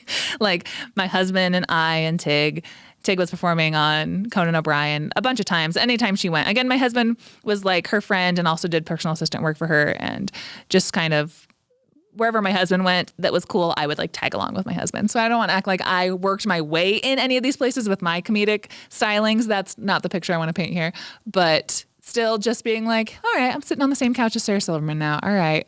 Like that 3 years ago, I would not have dreamed that like this reality would come. I also like to joke that pretty much any hero that I've ever had, of anyone that I've looked up to, I have met before. So John, welcome to the club. Oh. You're now going to be on my trophy wall. So things just happen to manifest for me sometimes without even honestly even like trying. So yeah, those are good times, really good times. Tig, so for those who know Louis C.K., really controversial comedian that got himself Me Too'd a little bit, a lot of bit. He was related to Tig, right? Was he? Oh yeah. There's like a whole lawsuit that I think she had to file against him. He was abusive to her, right? Yeah, I believe so. Yeah. That happened after we moved away. So, but yeah, I do believe so. Yeah. So you would have met him too, right? Yeah, I met him. I shook his hand and I immediately was like, I'm going to go wash this now. Cause you just told like 50 minutes of masturbation jokes and it's very awkward, but, yeah. I guess the comedy business can be seedy. It can be kind of gross or abusive, right? Yeah. Did you guys see that too, or were you sheltered from that? Yes and no. I mean, some of the worst people in comedy are just club owners that, you know, are really underhanded with the way that they take profits. That's probably the worst thing that like really upset my husband, that it's difficult to sometimes get gigs because the comedy club owners, they have their favorites and they play the game that they do. And so for most comedians, I think it's still a stepping stone. Like I think Brian Regan has said, like, he doesn't want to move on to other things. Like comedy is his medium. That's what he likes. I did comedy, like I did stand up. It's not like my favorite medium. It's like my least favorite, honestly, to express myself. What I'm doing right now on TikTok, It's literally the dream of exactly what I would want to do. Like being able to write something myself where I don't have like a council of people I have to, like I can write something, think of it, record it myself, act it out, and put it up. And it's all like downfall or glory, whatever it is just right here on me. Like I hold all the responsibility to it. And then stand up, you have to spend so much time just hanging out in clubs. So again, that's another very non-typical Mormon thing because clubs are so filthy. Like the filthier, like I wouldn't watch like raunchy R-rated movies, like Judd Apatow movies I wouldn't have watched when I was Mormon, but you're so desensitized to like comedy, like stand-up comedy is so many raunchy jokes and that you just become kind of accustomed to that after a while. So again, that's another very non-stereotypical Mormon thing to be able to do. Yeah. It's probably worth noting that your husband was able to do these cool things with Tig because you were financially supporting him actually making money with the nanny stuff. Yeah, right? let's So, always bring that back. I lived 1 mile from the beach, Santa Monica Boulevard, 11th Street in Santa Monica. Got my husband, like, he was able to quit school to go move down there. We were so excited. We were like, cold Utah winter. We moved. And I was able to quit my job. And it was a nanny job that I was had in Salt Lake, but I wasn't loving it. So we were able to quit school, quit our jobs, and then move to the beach and start our new exciting life down there. It was like everything. It was really good. And yeah, and that I was able to make good enough money being a nanny. And I think another thing that like Mormonism really helped me with is I was really good with kids and work. I was really good at talking to people. I don't think people were used to such self-confident girls in their young 20s that can go into a job interview and just crush it, just know exactly what to say. I had good, like personable skills, especially where like I knew how to run a household in that way. Like I could put my brain inside what this mom is thinking of how to run a household. And just, I always said like in interviews that I think my best quality is like, I have good instincts of how you want the house to run and just take that over. And so you get enough good, good stepping stones. Like I was getting paid really, really well by my third year that I worked there. And it was my favorite time of my life, literally, was being able to nanny and stuff there. And I even bore my testimony and preached the gospel a little bit to my last boss, but I don't like talking about that because it's really awkward. But and working with the sister missionaries down there. A non-Mormon boss. Yeah, my boss, my third. To convert them. Yeah, that's my when people wear those shirts that are like, sorry for what I said when I was Mormon. Yeah, that was like most of my time working for her. But sorry for all that. The second I knew the church wasn't true, I literally texted her because we're still good friends. And I was like, hey, just letting you know that I'm leaving the Mormon church. And I know that you're probably really happy about that because you and your husband are atheists and probably always thought the ranting that I did about like how much I love my church. I just wanted to let you know I'm really sorry for all of that. I take it all back. And she was relieved. I think she probably follows me now. So hi. Hi, my favorite boss ever. Love you so much. So if you want, talk about how you ended up, kind of how your testimony progressed in LA, but also how you ended up doing PR for the church in LA and what that was like. And then what they wanted you to do and what you did for the church there. So a lot of my testimony I had was kind of at, things really got kicked into overdrive, I would say, in about 2012, when my older sister left the church, who was really faithful. And I was so shocked. I could not believe that she left. And I don't know if it was because I wanted to get her back or I just wanted to make sure that I had a solid footing that didn't happen to me. So I just scared you? I was shocked. I was up all night crying. I had to miss work the next day. Really? it was out of control how much it messed. Why? Why was it so emotional for you? My sister and I are just best friends our whole life. We talk 3 hours a day on the phone, almost every day, my entire life. Bethany. And it was so shocking. I had no warning either when she told me. She told me while we were backpacking with my other sister and we were in the middle of a swimming hole in Yosemite. And my older sister, who's not Mormon, took off her clothes to go jump into the swimming hole. And my other sister was just about to jump in with her clothes on. And I was like, wait, what about your garments? And she's like, I don't wear garments anymore. I'm not Mormon. And I was like, no warning, no warning at all that she wasn't Mormon. And I was speechless. I could not. Did she say why? She didn't want to even explain it at that point. She didn't want to. And again, this is somebody I talk to constantly. Is she afraid to tell you? I don't know. I honestly don't even What do you know. mean you don't know? Why she didn't tell me? Yeah. That's a good question. I should probably ask her. Okay. But That's fine. it was so shocking to my system that I was like, oh, and then we didn't actually address the issue till 3 months later because I knew it was going to be, again, no warning, like so shocking to my system. So we finally had a 3-hour conversation, and then I was up the entire night crying about it. That's how much the church meant to me, and I couldn't believe that she rejected it. And I was like, if it's true, like make it work. Like just, do what you got to do. Just make it work, dude. And could not. So I think I just kind of doubled down trying to figure out what I believed. And what was funny is what I found, I actually had a family that I nannied for, and they were LDS, and they had a gigantic library, and they were moving. And so I said, can I borrow a bunch of your books? And I borrowed like Jesus the Christ and like The Great Apostasy and just so many books. And I had 8 months till they moved back, till I had to give them back. And I read as many as I could. I won't say that I finished any of them, but I read as much as I could. And you know what I found, John? Tell me. How absolutely stale and boring this apparently restored gospel is. I was shocked at how I was like, I am ready to have my heart is open. I want to learn. I want to absorb this stuff. And it was just so, painfully boring and uninteresting, the things that they were talking about in these books. And it's if you can think of just like all of the most famous, LDS books. Jesus the Christ. Yeah. Articles of Faith. Right. Of just Marvel's like this, Working a all of Wonder. those types of standard works. Yeah. And so what I found was like, I need to get back to basics. And that's when my Jesus freak stage started, which was a really good time that I really enjoyed. And I had to kind of make Mormonism work for me. And I just really wanted to just expand. So I just started reading like Timothy Keller is like a famous, I would call him like a pastor. I started reading all kinds of books by different famous pastors and more ideas generally about Christian theology. And the painful thing now that I look back as like my cold-hearted atheist self is like, why didn't I ask more questions about the Bible itself, of how we even know that these things are true? That's like painful to me that I didn't even. But that's a lot to unravel. You're unraveling Mormonism. Yeah. And unravel God and Jesus too all at the same time. Yeah. I mean, your sister's left. That's traumatizing. I pretty much just like, I was like, okay, Mormonism, so much of it works for me. I don't have a strong testimony of the temple. I don't have a strong testimony of the Book of Mormon. But I think the people are good and the fruits are good from what I saw.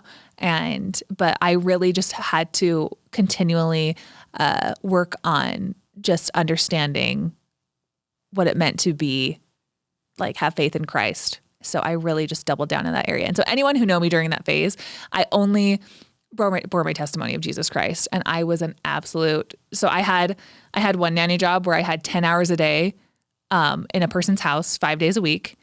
And for half of that time, the baby was sleeping. So I spent every hour that I had when I was nannying with my scriptures, with my books, with my podcast, just like taking notes and really wanting to understand. So they're not technically podcasts. There would be like sermon series. There was a pastor named Kyle Eidelman that I really loved, who actually was a hero of mine that I got to meet, which that's another funny story. He's like the pastor of this gigantic church in Louisville, Kentucky. And I really got into just more mainstream Christianity ideas that just this made is me not a feel typical good. path. I just want to say this is not a typical path for, number one, Mormons, and number two, Mormons who are confronted with the beginnings of a faith crisis. If anything, they go like Denver Snuffer route or, even closer into the church, or they start leaving the church. But like going to evangelical sort of Christianity, that's not a typical move. So you win an award for being original. Yeah, that's what I want to hear from somebody who's interviewed, 1,000? This is like Mormons? 1403 Oh my God, or something. Yeah. That's what I want to hear. I'm going to try to amp up the originality now. Yeah. I got so much out of the exact thing that so many Christians hate Mormons for is like, you guys are all about works-based, we're grace-based, that I really loved listening to people talk about grace and how much God loves me unconditionally. And I still believed in the structure of the church 100% and like the word of wisdom, and I obeyed everything. And I really believed that, like, my favorite scripture was the scripture about when Jesus leaves, was it like John 16, I think, where when Jesus leaves and he says, okay, well, I'm leaving. I'm going to send the Spirit to be with you, with my apostles, with my followers. So, and I interpreted that as like, oh my God, that's amazing that Jesus, even though he's God in the flesh and here on earth, he wants to give us the Spirit, and that we can have the Spirit. We can have it as if he's right next to us, that he's his, like the Spirit, the God, part of the Godhead can dwell within us at all times. And I really believed that I could carry the Spirit with me, and that happened through following the rules. And I think that's another huge breakdown between Mormons and mainstream Christian ideas is again, that really spoke to what I was about, where it's like rule following, yes, but like I want to have a relationship with God so much that he knows my intent and what's on my heart is that I really want to follow him and do what's right. And so anything that I did pretty much from that point forward in Mormonism, I did with like trying to follow Jesus, trying to do what I thought that was right. Again, so my worldview is completely shifted now, and I don't think like propping up in an organization that could be interpreted a lot of their doctrines as like hate speech, maybe. That's not something that I like am proud of anymore. But at the time, like I really thought that I was doing what Christ would want me to do, you know? So I really treasured my time with my scriptures. And if anyone knew me, like I only bore my testimony about Jesus Christ, and I really prided myself, is that the right word? On giving talks just about Jesus Christ and what it's done for me and the way that it's changed me. And I actually really, really loved working with the sister missionaries in LA that were in my ward and stuff. I even like learned how to sew so that I could sew them quilts for Christmas and have them over. Like they loved me. I loved them. I loved feeding them. I loved going out to do missionary work with them. And I think every Mormon should go out and do missionary work to kind of see the inside of how missionary work, because I never served a mission. I didn't actually see how it worked. And I'm like, oh, these are very lonely people. And they are not really picking up any of the commitments or the theology or anything that we're talking about. You know, when people get baptized, no questions asked. And it's kind of like, oh, okay, that's weird. So that was a really eye-opening experience working with the missionaries and stuff. But just people, like I loved the missionaries because all I saw was like people who were so Christ-like, so devoted, so sacrificial. And yeah, that carried me for a really long time. I had a really strong testimony at that time. You know, sometimes you'd think that if somebody leaves or lose their faith in the church, for example, that it would just be this domino where like all the siblings fall and then all the parents fall and all the grandparents fall. Of course, that's not how it works. And it's even more complicated. Because what you're communicating is what often happens, which is sibling A loses their testimony. Sibling B becomes stronger in their testimony as a reaction to sibling A losing their testimony. Yours was the Jesus route, but it sounds like your Bethany's falling away actually made you more devoted to the gospel, not less. Isn't that interesting? Yeah, and it's because, I mean, this is a person that I know I'm going to talk to all the time. And I want to be able to have really good, insightful things. And I think maybe deep down, it's like, I want to be able to wow her with my testimony, wow her with the spirit that I bring. Back. That like, she'll be like, she's missing out. And that'll be like the underlying theme of our relationship. My sister, she's absolutely on her own, like spiritual route that is completely different than the one I'm on right now. So that was a failure.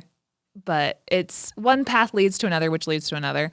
And I think that Jesus route, that was really healthy for me to recognize my own vices and what I wanted out of life. And those things are really a lot of the same things that are now like me as a non-religious person that are still like, I still have the same things that I addressed when I was so Christian, that like God has put it on my heart, you could say in very Christian terms. That's such a Christian term. Yeah, I used to say that to myself, like, okay, I'm feeling that God wants me to devote more time to scripture study. And my biggest vice right now is when I get home from work, all I want to do is watch YouTube videos for 5 hours. I'm going to go 30 days with no videos of anything. I'm going to do nothing but scripture study for 30 days after I get home from work. And I lasted 15. So that's amazing. Things like that where I wanted to feel, and again, like, you had, instead of having masturbation shame, you had YouTube shame. Yeah.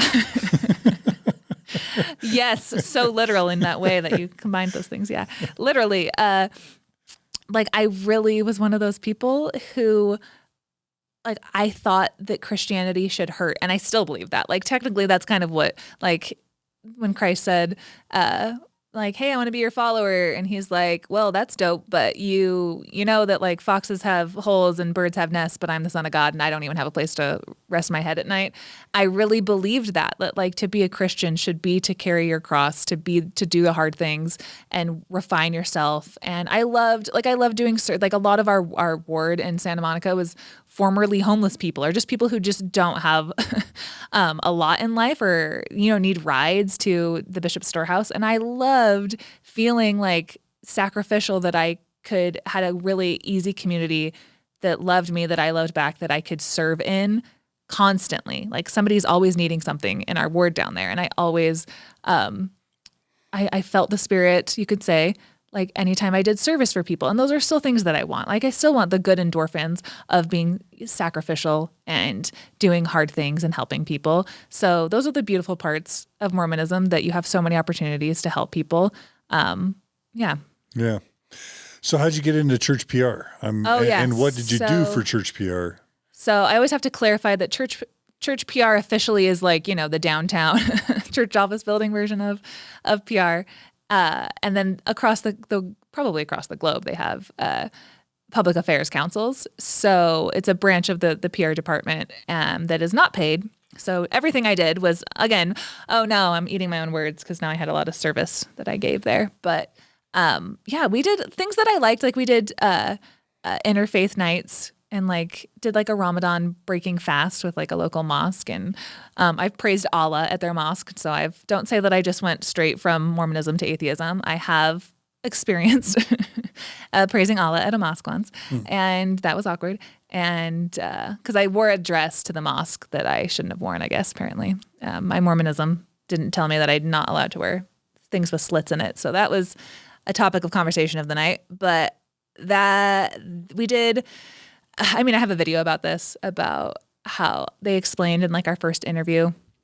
And not our first What's interview. the role? Tell us what the role is. The role of public affairs is to make inroads with opinion leaders in the community that you serve in, that within your stake boundaries. So ours was West LA. So it comes down to having people have a favorable idea of Mormonism. So when you need something from the community, that you are buddies and they know the public affairs council, and they also know who the stake president is and things like that. And if people, in good ways, there are a lot of humanitarian efforts that we tried to advertise that if you need something, the local authorities, this is where you find us. But then when it gets right down to it, the church's ultimate goal is always missionary work, always expanding where they can build buildings and zoning things. And so they told us in our first meeting that a lot of, because this was 2012, and Prop 8 happened in 2008, and they said that a lot of our job was going to be making inroads because of the bad blood after Prop 8 between a lot of the liberal Southern Californians and Mormons. And so when we needed to build there is a building, the Mar Vista building on Centinela, I think it is, when they needed to build a parking garage there, and the city council didn't want them to, or the zoning board, I guess. And so we needed to do as much as we could to have a favorable view and stuff. So we held an awards night for a local city councilman that was gay, and I thought I was doing the right thing, and that is not quite how I feel about it anymore. But how do you feel about it now? Oh man, I'm too tired to really get into that. It's so difficult because this man is dead now, actually. And we want me in my body. If I put myself back in there, what did I want to do out of that night? I wanted to let him know that, hi, I'm Mormon and I'm not a bigot, and I'm really happy that you've served on this city council, and I'm really happy with the work that you've done. Please let it, as a token of my appreciation, let's hold this ceremony tonight. My intentions were still, I feel in the right place, but your intentions don't mean shit when you're working for the Mormon church. Because what you're doing for the church is what? Because what I'm doing is doing for the church is making inroads that actively harm his community in the long run. There's no way of teasing out that, the tsunami of hate speech and anti-LGBT propaganda that swarms from the work that we do. The inroads we make just makes the Mormon church stronger to be able to spread these hateful messages. So, when you're Mormon, sometimes you just see things through a little pinhole and you don't see the wider ramifications of the dogma and the propaganda and the things that the church perpetuates. So yeah, it's like you can be Mormon, you can be such a good person, and you can really feel like you're trying to do the right thing, but it doesn't mean shit at the end of the day when you're working for the Mormon church, basically. If I hear you right, and I don't want to oversimplify this or Please just bag on the church, but first of all, Jesus said, when you serve people, don't even use your name. Like keep it secret and private. Yeah. Don't blow your trumpet. Yeah, I mentioned that to in the video. Advertise your. Go ahead, talk about the video. Oh, if you want to finish what you're saying, if you remember that PR video that I did that went pretty viral, had some good success.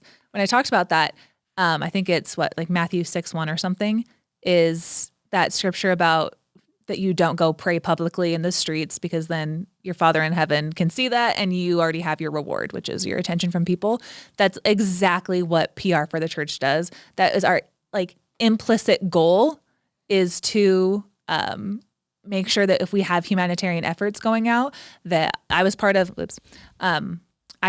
of writing articles to make sure that, and send those articles out to the different newspapers to see if they would publish them. So everyone knows that the Mormons are super cool dudes that are totally always helping out. You got your yellow vests on. We have photographers at every event that we're doing. And it sucks because you're kind of a pawn in their game. I really wanted to show that Mormons are good people. So many of them are. They're trying to live by Christ's teachings in a lot of ways, maybe in a narrow-minded way, but they're trying to do, you want a service project, you're going to get a bunch of Mormons out there helping, but you're going to have them being followed around with a camera and somebody taking notes and quotes to write an article about it. So yeah, it really just felt so un-Christian.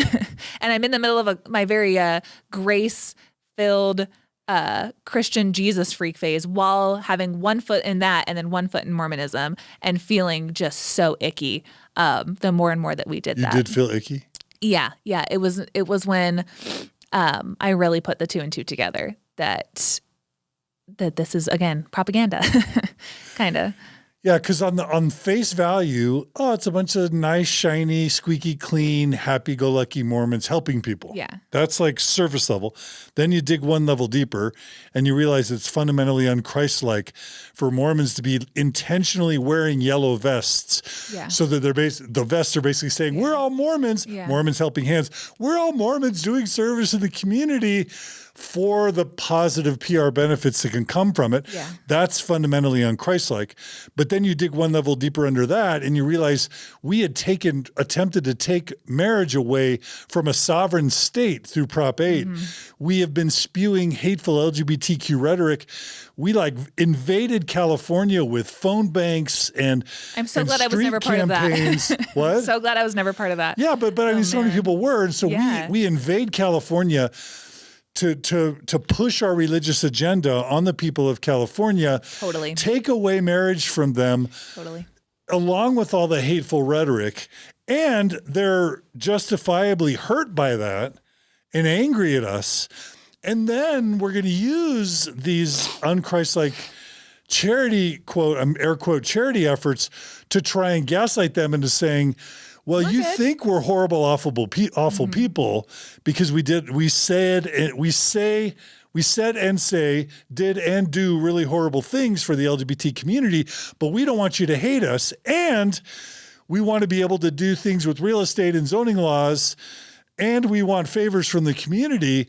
So we'll do these un-Christ-like public charitable acts to try and hold award ceremonies to try and manipulate your perceptions of us so that you think of us in a way that we aren't actually being or doing, so that you'll have a intentionally constructed false perception of us so that we can get our way. And when you look at it that way, it seems kind of pernicious and evil and yucky, right? You nailed it, John. Exactly. Did I get it okay? Literally, you nailed it. Exactly. Absolutely. there's so many things, like when I had to give speeches across my stake to just try to tell the good people of my stake what we did and how they could get active with us, and how, like, if you know an opinion leader that you think we should have contact with. And I went back into my email the other day and read my speech, and I just wanted to punch myself in the face. It was so gross. And again, when you start out with the presupposition that the church is true, as I did since I was born into it, and I don't think I didn't question it as much as I should have. I never went through an entire deconstruction, reconstruction, which people usually only are religious because they're indoctrinated into it. So if I would have had a chance to maybe join it as an adult, I would have had a different opinion. But definitely the church was always true is the starting point.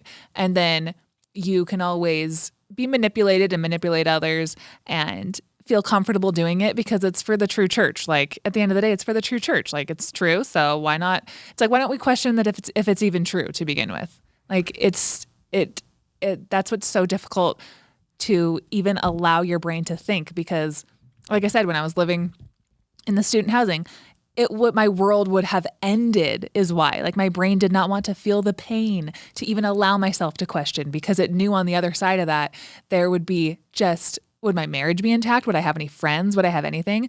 So would you end up like your grandparents or your parents, before the church? Would I go off the deep end or something? Right. Would anyone accept me? So it's like you barely can even think those things because you're so, you can't even think and actually deconstruct and analyze if the church is true honestly and objectively. There's no chance when your life depends so fully on it. So when people ask me sometimes in like live streams or DMs or whatever, how they should leave the church, if they should leave the church, just like, and I always start off like, what's your situation in life? Are you a teenager where your mental health depends on your parents and you getting along? Like, is it better to fake it till you have like your own financial stability outside of them? Because I don't know your situation. I don't know if your parents would literally kick you out of the house if you come out to them that you don't want to be part of their religion anymore.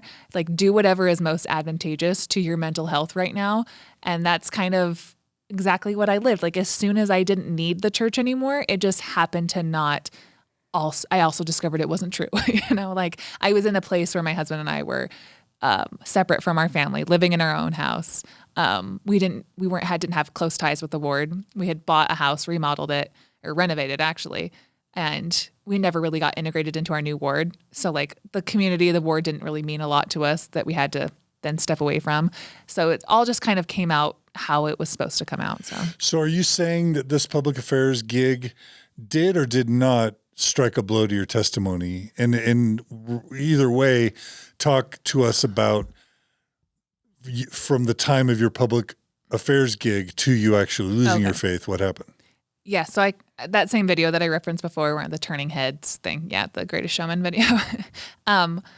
I honestly, what's kind of funny is I literally forgot about the public affairs stuff for a long time. And I just didn't pay attention to a lot of stuff. And I remember where I was standing in my kitchen. It was like the way people feel about, you remember where you were on 9/11? I don't want to be insensitive, but it almost felt like that kind of gravity of a situation. I remember where I was standing, Is this Utah or is this California? In Utah, when I was listening to conference and when President Nelson gave his speech about the official name of the church and it being a win for Satan, I was like, what? Because so much of my time working with the missionaries and doing PR was a push for the I'm a Mormon campaign, making sure that all the Mormons in the wards got registered on the I'm a Mormon website, filled out a profile, and such a push. Everything. I watched every I'm a Mormon video more times than I can even think of. Like, that was such a big deal at that section of Mormonism. And then the next thing I'm hearing is that that's a win for Satan, and that any prophet that used to be the mouthpiece of God is an old loser because we're not using that word anymore. And I could not believe that talk even got through.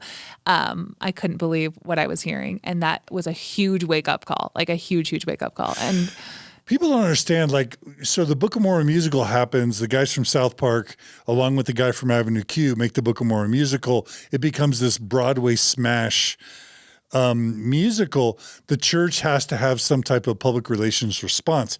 So in response, this is for all the never Mormons that have no idea what we're talking about. So in response, the church does this I'm a Mormon campaign that they, by the way, they get from the Scientologists. So if you go back and if you Google, I'm a Scientologist, and I talked to Mike Rinder of Scientology this morning. I've seen those. Yeah, he admitted that he helped create those. So the church steals a play out of the Scientology playbook.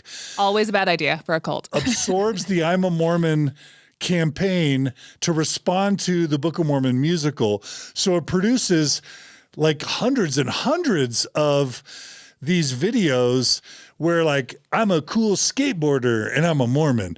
I'm an artist and I'm a Mormon. I'm an actor. I'm an actress and I'm a Mormon. And it's basically, it was this huge campaign that the church spent not just tens of millions, probably hundreds of millions of dollars buying up, the digital billboards in Times Square promoting the I'm a Mormon campaign. This was all under Prophet Thomas S. Monson. Again, tens or hundreds of millions of dollars are investment in this campaign. And then Thomas S. Monson dies, Russell L. Nelson becomes prophet and immediately does this turnaround and tells the entire Mormon church that even to use the name Mormon is a victory for Satan. It's so weird. And for someone like you that was in public affairs, pushing the I'm a Mormon campaign, promoting it everywhere, and then all of a sudden see this turnabout. Number one, it was weird that more Mormons weren't disturbed by that. That alone should have caused this massive, how can you spend tens of millions of dollars of our tithing on an I'm a Mormon campaign on Madison Avenue and then turn around and say to use the word Mormon is a victory for Satan? How can that prophet be wrong and this prophet be right? That should have blown the brains out of most Mormons, but it doesn't. That's most Mormons are just like, oh, whatever you say, new prophet, whatever you say is true. Forget what the old prophet said. That's how we've been programmed. But you're saying that for you, it was actually a major blow to your faith. It's huge. Yeah. I'm surprised it's not more people didn't wake up and pay attention to that. And again, just like, I was scared at the incompetence immediately. The first thing that came to me was like, oh my God, the incompetence of whoever let this speech through because I can't be alone in this. And since obviously that I left the church, I found out that was, shout out to my friend Sam, different Sam. He also said that it's like, I wish we had a funny chat about this. It's like, I'm so fucking stupid. I wish that it was something like Prop 8. I think I was too young and dumb to really pay attention to Prop 8 that happened when I was like 18. I wish it was LGBT issues. I am so sorry that it wasn't something as more obvious because I think you just compartmentalize like the church is true and they're wrong on this issue, but they'll come around or whatever. Like, I wish it was something about women's rights or fucking colonizing and all kinds of other things that you could really sack them for. I'm like, no, it was actually that thing that I participated in where I was in that thing and it really meant a lot to me. And I loved that. And then I was like really offended how he like changed his mind. And I'm sure you know that like that was like there's quotes of like Nelson saying that since the 80s or 90s that it was like his pet peeve. Right. I was like, well, guess what? Your pet peeve just like led a flood of members to leave the church now because of that fuck up. So yeah. Or did it? Did it really cause a lot to leave? I don't even think let's just say it was a major problem for me, and now I'm causing people to leave. So, like, you're the granddaddy of ex-Mormonism. I am your you gave birth to Zelf. Zelf gave birth to me, and then I'm birthing my own babies of ex-Mormons. It's this huge ex-Mormon pyramid. Yeah. I can't wait Reverse to find. pyramid scheme. Yeah, I can't wait. One day I'll have my own stories. No, I won't. But you'll have your own grandchildren. Yeah, I'll have my own grandchildren and have my own setup with this nice lighting, nice microphones. It'll be not as classy as this. We'll be able to say the F word anytime we want on my podcast. Maybe it'll be better. Okay, so is there anything between LA and your faith crisis that's worth mentioning, or should we just go right to your faith crisis? Yeah, I'm trying to think back that I cannot say like enough. When I think back and I'm trying to think back of memories, teenage, a lot of like young adult LA, it just is filled with a lot of positive memories because I think I'm an extrovert and the church just has so many opportunities to be with people, to serve people, to have people laugh at my jokes.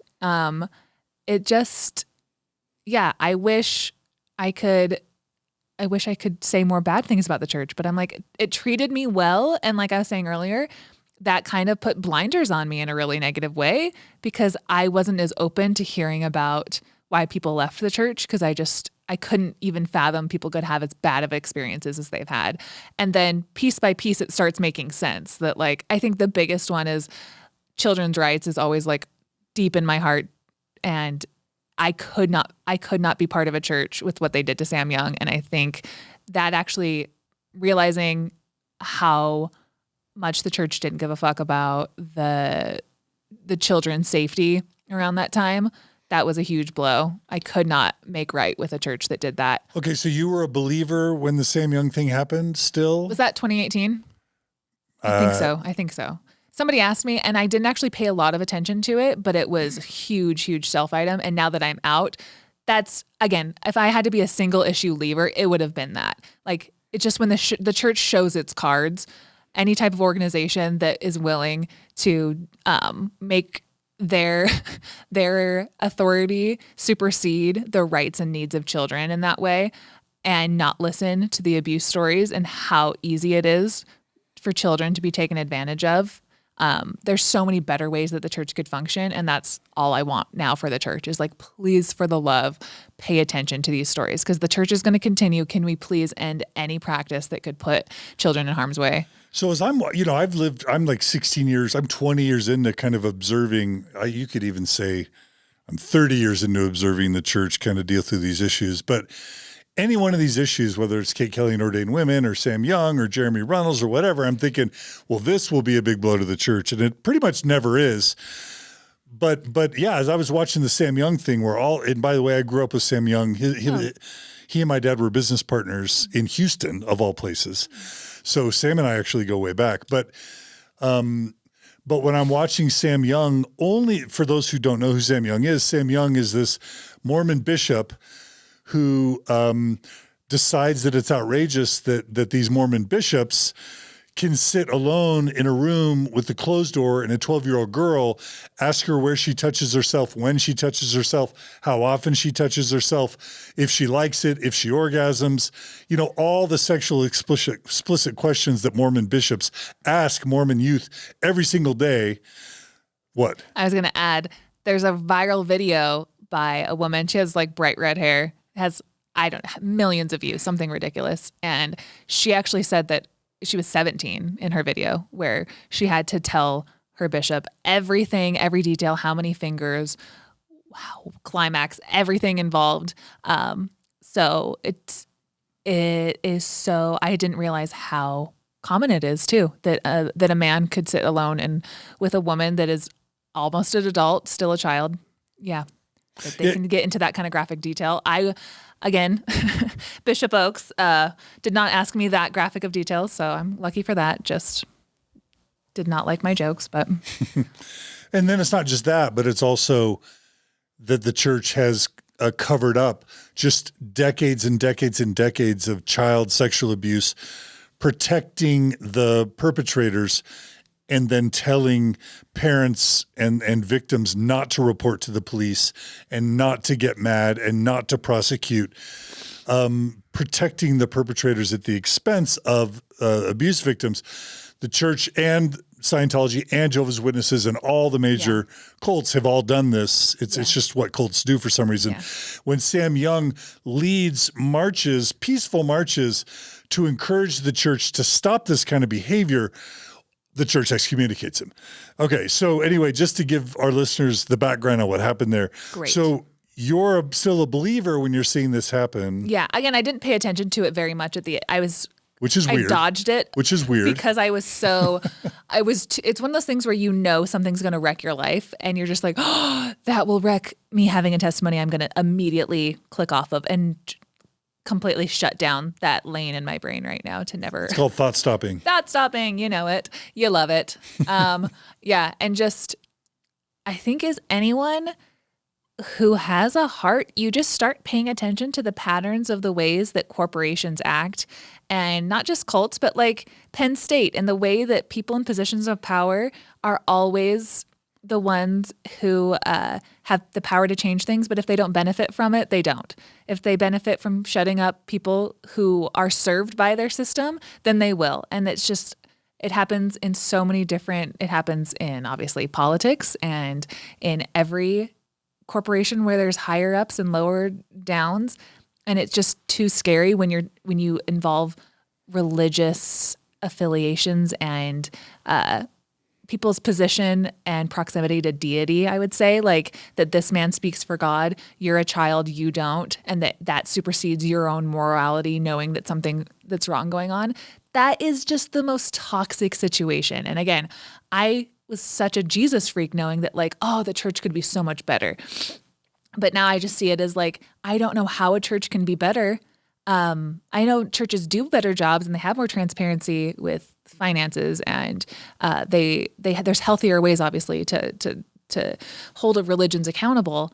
But you're just setting yourself up for failure and for toxic, manipulative, abusive environments in general. And I just saw that, and it just filled me with like that muddy, yucky feeling that like my church was good. I thought my church was not only true, but I thought it was good. And it had a very disgusting feeling that it might not even be either of those anymore, you know? So this is a few years ago where you start losing your testimony? Yeah, I would say though that I was dead set. I mean, put a gun to my head 2 years ago. Carah, guess which one in 2 years are you going to be?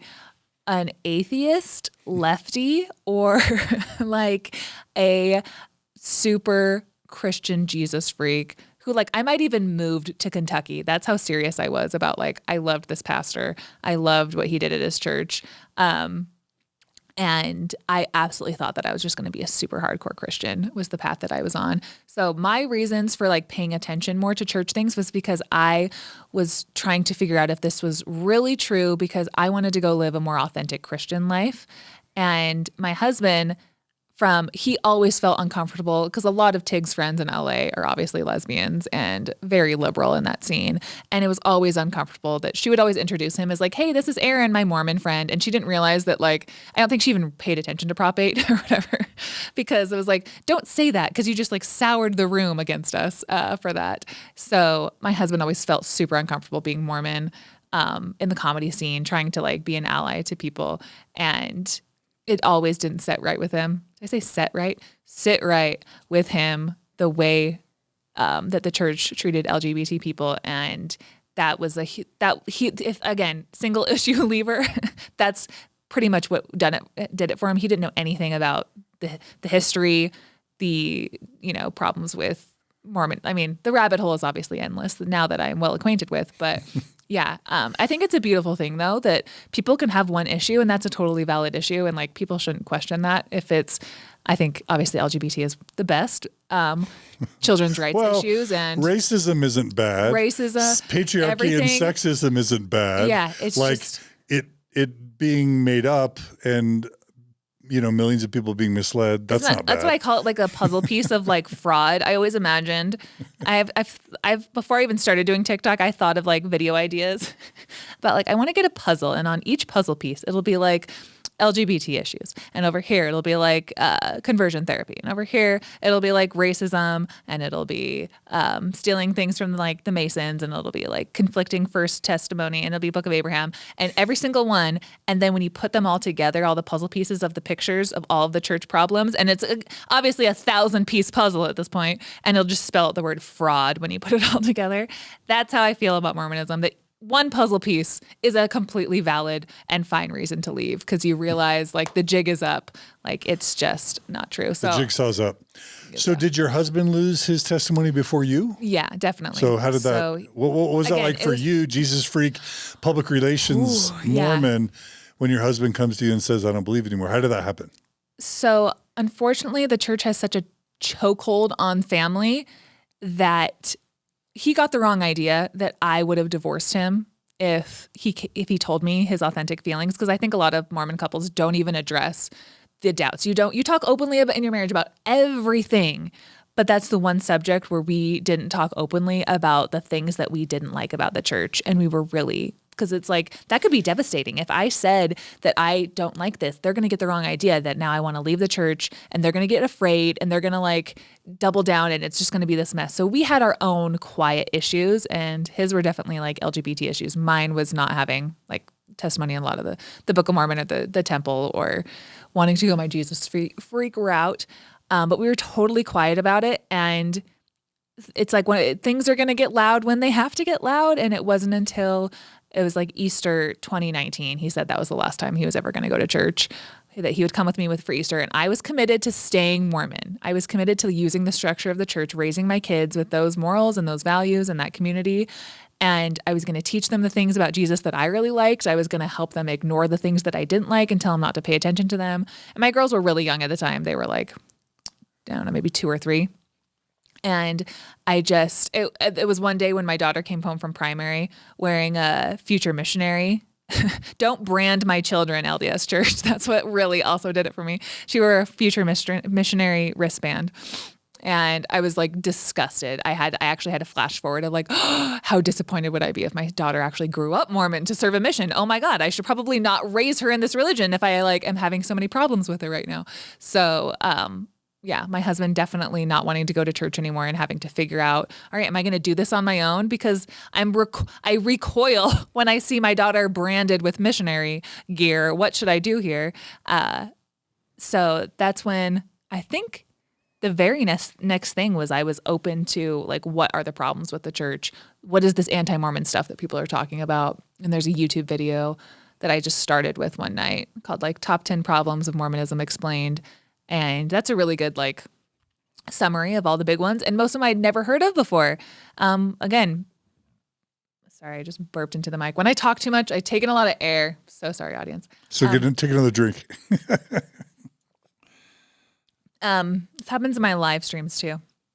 I get dry mouth, but So you watched that video? So I watched the video, and yeah, I can't believe how much of Mormonism. So you learned about what things in that video? Oh, Kinderhook plates, never heard of the Book of Abraham before. And again, shocking how much you can compartmentalize.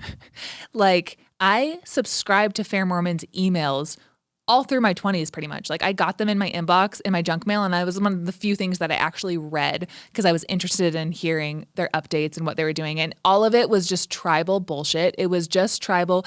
Let me hear what you're debunking of the ex-Mormons today. Good job, Fair Mormon. I didn't think through it anymore of what are the criticisms that you're even debunking? Like, how stupid do I have to be? Like, I read Christian apologetics books, and like Tim Keller has a great book that I loved when I was Christian and now I think is bullshit, but about the reason for God. Like, I don't know what I was thinking reading so many things, so many apologetics, when I couldn't even articulate the critic's point of view. Like, if you can't steelman somebody else's point of view and actually represent it, then you don't know what you're even opposing. Like, I think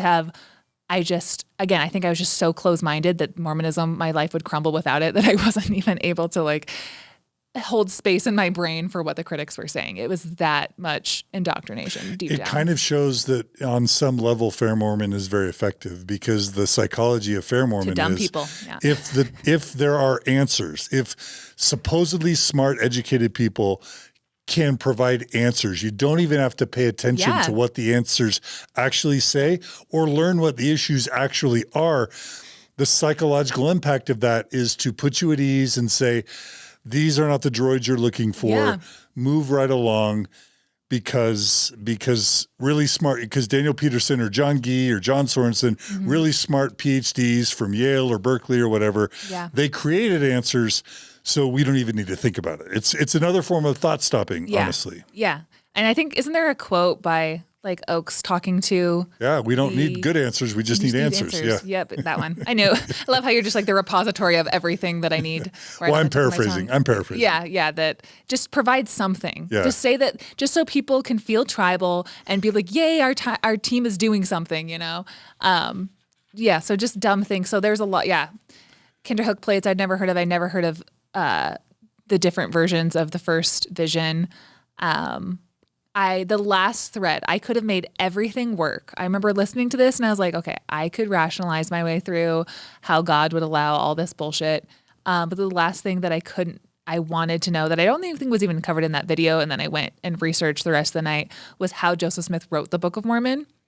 And you've done your Captain Kidd videos, right? Where like I remember you did on the Understanding Mormonism videos, a really good like his influences, the things that went into it, And then, because so much, again, just your testimony that you think is so solid on such solid footing growing up, that is the lie, the absolute bullshit that Joseph Smith was just this backwards farm boy, could barely write a sentence. How did he produce the Book of Mormon? He didn't. It was from God. Like, that is such a pillar of so many people's testimonies. And it's just based on an absolute lie. Because his parents were school teachers, and he had plenty of time to read and find ways to weave stories all through, especially I think people underestimate the time he spent probably laying in bed with his bum leg from his surgery all growing up. And then all of the pressure that I'm sure his family was on, being poor farmers, not having high yields of their crops because it was all rocky, and really feeling like it was up to Joseph to come up with something that was going to get their family out of poverty, that he would be able to make a life for himself and make a name for himself. And translating, all right, I'm going to use a different word besides translate, but repurposing his folk magic talents, quote unquote, into a religion is genius. Like, it's exactly what you'd expect someone to do, that once Emma's dad was like, you need to cut out this shit right now. And he can just repurpose his reputation as somebody who's spiritually inclined to start a religion and make money that way. The best old-fashioned way to make money there is probably is to invent a religion and say that God talks through you. So, I spent an entire night reading I never knew about the sources that he'd plagiarized to write not just the Book of Mormon, but Book of, View of the Hebrews. And then the real nail in the coffin is going through the Joseph Smith translation of the Bible, stolen from the Adam Clark Bible commentary. Just things, when you put them side by side, it is obvious, like the way you can just see the way that his mind worked and went from one theology to another and was evolving through a lot of the answers that weren't given in his time in that part of the world at that time. Those were the people. And then you're told your entire life that the Book of Mormon is the new and everlasting, not the new everlasting. Fullness of the gospel. Fullness of the gospel, that contained in here is the fullness of the gospel, and how much of Mormonism is not in the Book of Mormon. Like, if you could point out like the top 10 things that Mormonism teaches. Distinctive doctrines of Mormonism. How many are even in the Book of Mormon that are supposed to be so important? Sealing isn't there. Melchizedek priesthood isn't there. Temple marriage isn't there. Baptisms for the dead isn't there. Men Not becoming gods isn't there. What'd you say? Not murdering people isn't there. I mean, even the word of wisdom isn't there. Like, you're drinking wine in the Book of Mormon. Like, So having to unravel how he put it together and just seeing it so clear as day. Like, there's no question in my mind after that night. It's just, you can't, once your conscience realizes something, that like, I don't care if it is more advantageous for me to live like 1 + 1 = 7. I can't actually live like that. That's not how I can go about my life. Once I know that 1 + 1 = 2, I have to live authentically. That's the way that it is. I don't care what the fallout of it is. And that's what that horrible realization, I could cry just thinking about it, that so many ex-Mormons go through, and probably a lot of closeted still Mormons, of like, I cannot make this work for another second. I haven't been inside a church building since that moment, that realization, like summer 2019. You can't put the everything back together again after you deconstruct. And it really happened in one night. I went from being like, I can make this work. I don't know if it's true, but like, I can at least make it work and raise my kids, to like being disgusted, like everything, the whole shelf coming down one night. But yeah, the day after, I did go to a women's retreat. I have a video about that. It's where I still was like, I'll go to a women's retreat, because that's like a weekend where I actually loved it. I was up in the mountains on the church's dime. And I brought my journal, I brought my Bible. I was still a Jesus freak still, don't forget. So I just went off into the woods and just read and tried to study out what I wanted to do from then. So that was the perfect opportunity to do that. But yeah, I haven't been to church back since. So basically, it was just a year and a half ago where you lost your faith. Yeah. That's not a long time ago. No, it was probably like 19 months ago, I think, maybe. Yeah. Something similar. And so was that liberating? Did it all like, oh, now everything makes sense. Now I feel a big burden lifted. No, immediately was very sad. Immediately your hopes and dreams of where it's like Mormonism provides such a good blueprint of how to live a good life. Do these things and the output will be these blessings and this good life. It'll take sacrifice, but like it's a blueprint of how to live your life. And then you're like, absolute. I really want ex-Mormons to be more gentle with Mormons because they might have forgotten, or maybe you left the church and you didn't have to go through this major mind change about everything. Like, be gentle with Mormons. Don't just be like, leave. Just everyone needs to leave. Just leave all the time. It's so much pressure to then, especially as a mom, of like, I don't know what I want to teach my kids. I don't know how my marriage, what do we have any more in common? Like, if we don't have our belief in common that ties us together, I don't know how to be, or even just, I didn't even know how to be a productive, functioning, moral adult. Because the whole world is open to you of like, what is moral? I don't have a lot of people directing me. And I was kind of excited in a way because I felt like Mormonism was too strict with the word of wisdom and things like that.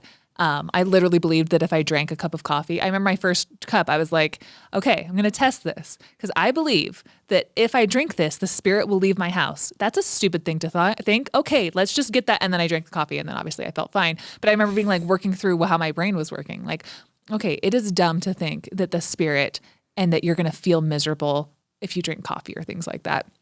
Having to just get rid of those ideas. So I kind of was excited the way that I was planning on being a Christian. That did not go very well for very long because the same logical fallacies that plague Mormonism plague everything else. And so I even bought a brand new Bible. I wish I could take it back. If anyone wants a brand new Bible, spent $60 on it. It's a really cute one. Never got to use it because I immediately just started to deconstruct all religion and all of the psychology that got me so bogged down into thinking that I was right and thinking that the spirit was testifying to me that this one religion was true, and just really deconstructing that none of it was true. And I'm actually more horrified that Christians, because I feel like at least when I was Mormon, I could be like, well, at least these men have a restored gospel and they tell me what is important from the Bible and what we should throw out. I'm actually more horrified at Christians. I think Christians are way more annoying than Mormons. Like, I could get along with Mormons more than Christians now because I can't physically understand why people worship the God of the Bible without any more updates. The way that Mormon has a little, well, at least we have some more updates from the way that the God of the Bible conducts himself, let's say, as the most evil character in all of history. So you lost your faith in Jesus and God at some point, right? Yeah. So about 2 months later. And what was crazy too is, again, totally not planning on this, but we are so, when you leave Mormonism, you're just like, fuck it. Everything. I'm so committed to finding truth, even if it ruins everything. So I definitely felt like a computer without an operating system. And I remember crying on the phone to my sister. My sister, Bethany, who did leave the church before me that I was telling that story about, she did it completely privately. Like I said, she did not tell anyone except for her roommate.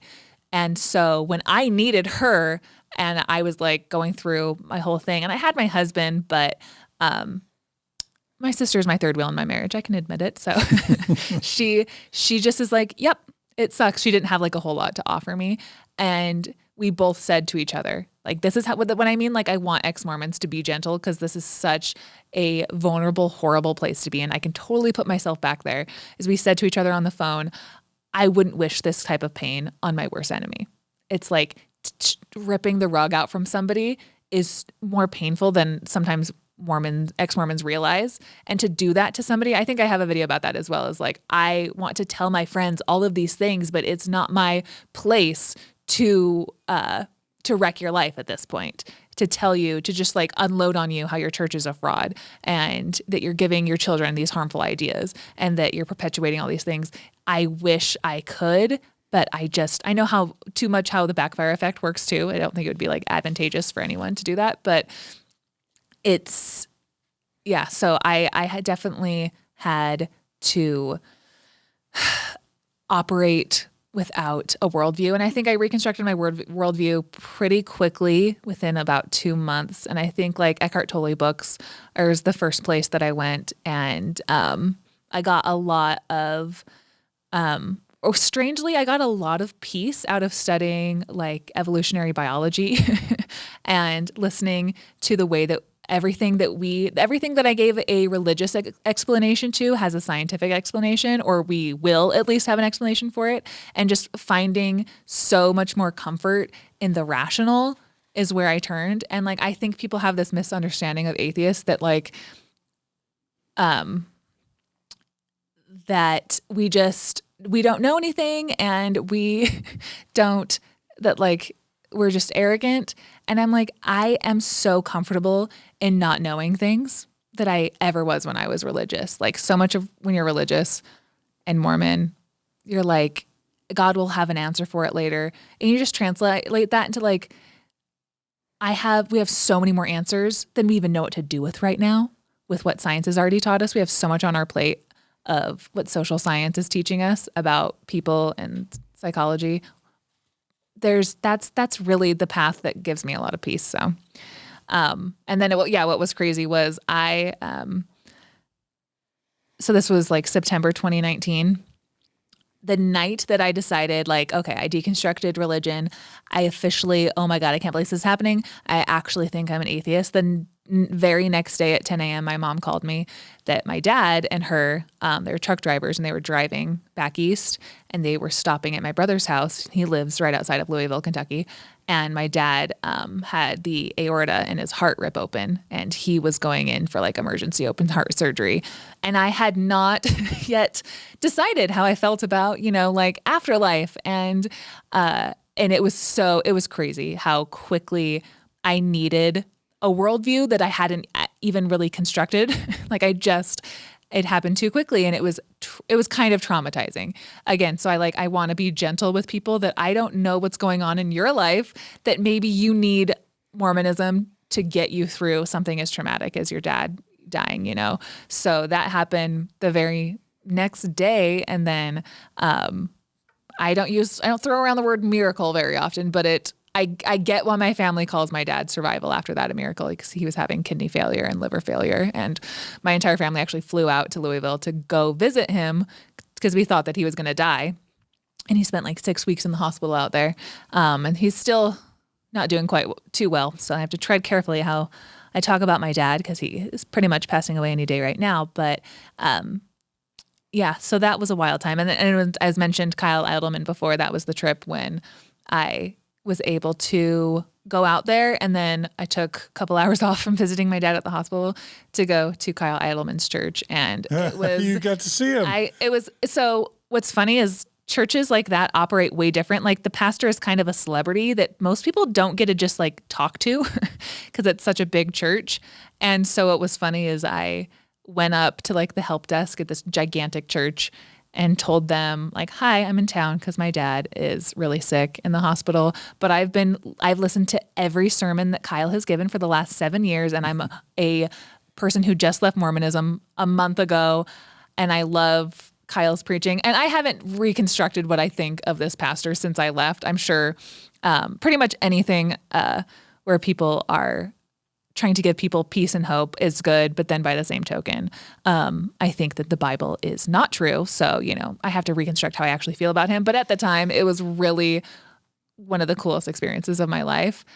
But unfortunately, it happened like a week too late. If it happened like a week before, I would have been like meeting my idol. But now I'm meeting like this really cool guy that helped me through. That's how I explained it to him when I actually did get to meet him. Because you met him. So they were really impressed that they're like, you're what? You've read every one of his books. And I like gave them my resume. I was like, hi, I just left Mormonism. I read every one of his books. I've listened to every one of his sermons. I've actually memorized his sermons and Mormonified them and gave them as talks in my Mormon church. I love his style of preaching, and it just was so digestible, and I just felt God's love through his preaching. What more can I say? What's his name again? Kyle Idleman. He has a book called Not a Fan. How do you spell Idleman? Idleman. And so, yeah, it was just crazy. And they were like, follow me. And they're like, we don't do this very often. And yeah, I followed him back, and then I went to the green room of this. Again, it's like one of those big churches. Megachurch. Yeah. And I hate to use the word megachurch because that just sounds like freaking Joel Osteen or something. But it's I still have, I don't know, I haven't reconstructed how I feel about it, but I still had really happy feelings, even though I kind of deep down was like, I think I'm an atheist now. I don't believe in this, but I still want to go. I'm here in freaking Louisville. When am I going to be in Louisville, Kentucky again? So I went to the green room and I've met celebrities. I've met every hero I've ever had, right? And I'm like cool, calm, and collected. You saw me walk in, how did I didn't fall on the floor worshiping you, John. I'm sorry. I should have. That's how I feel about you. But I was so like overtaken by the gratitude that I had for this man is really what I want to get across. Like this man really did so much for me in that whole span of time from 2012 to like 2019. And shaking his hand, I was like bawling, very embarrassing. But they took there's nothing cooler than being an ex-Mormon at a Christian church. And like the worship band took me backstage and I got to hang out for a couple hours with all of the crew, all of the worship band. And even though evangelical like worship music is super corny, I loved it. I loved it. And I was like bawling the entire time that I was there. And it was also one of those things where I knew that I was kind of an atheist deep down.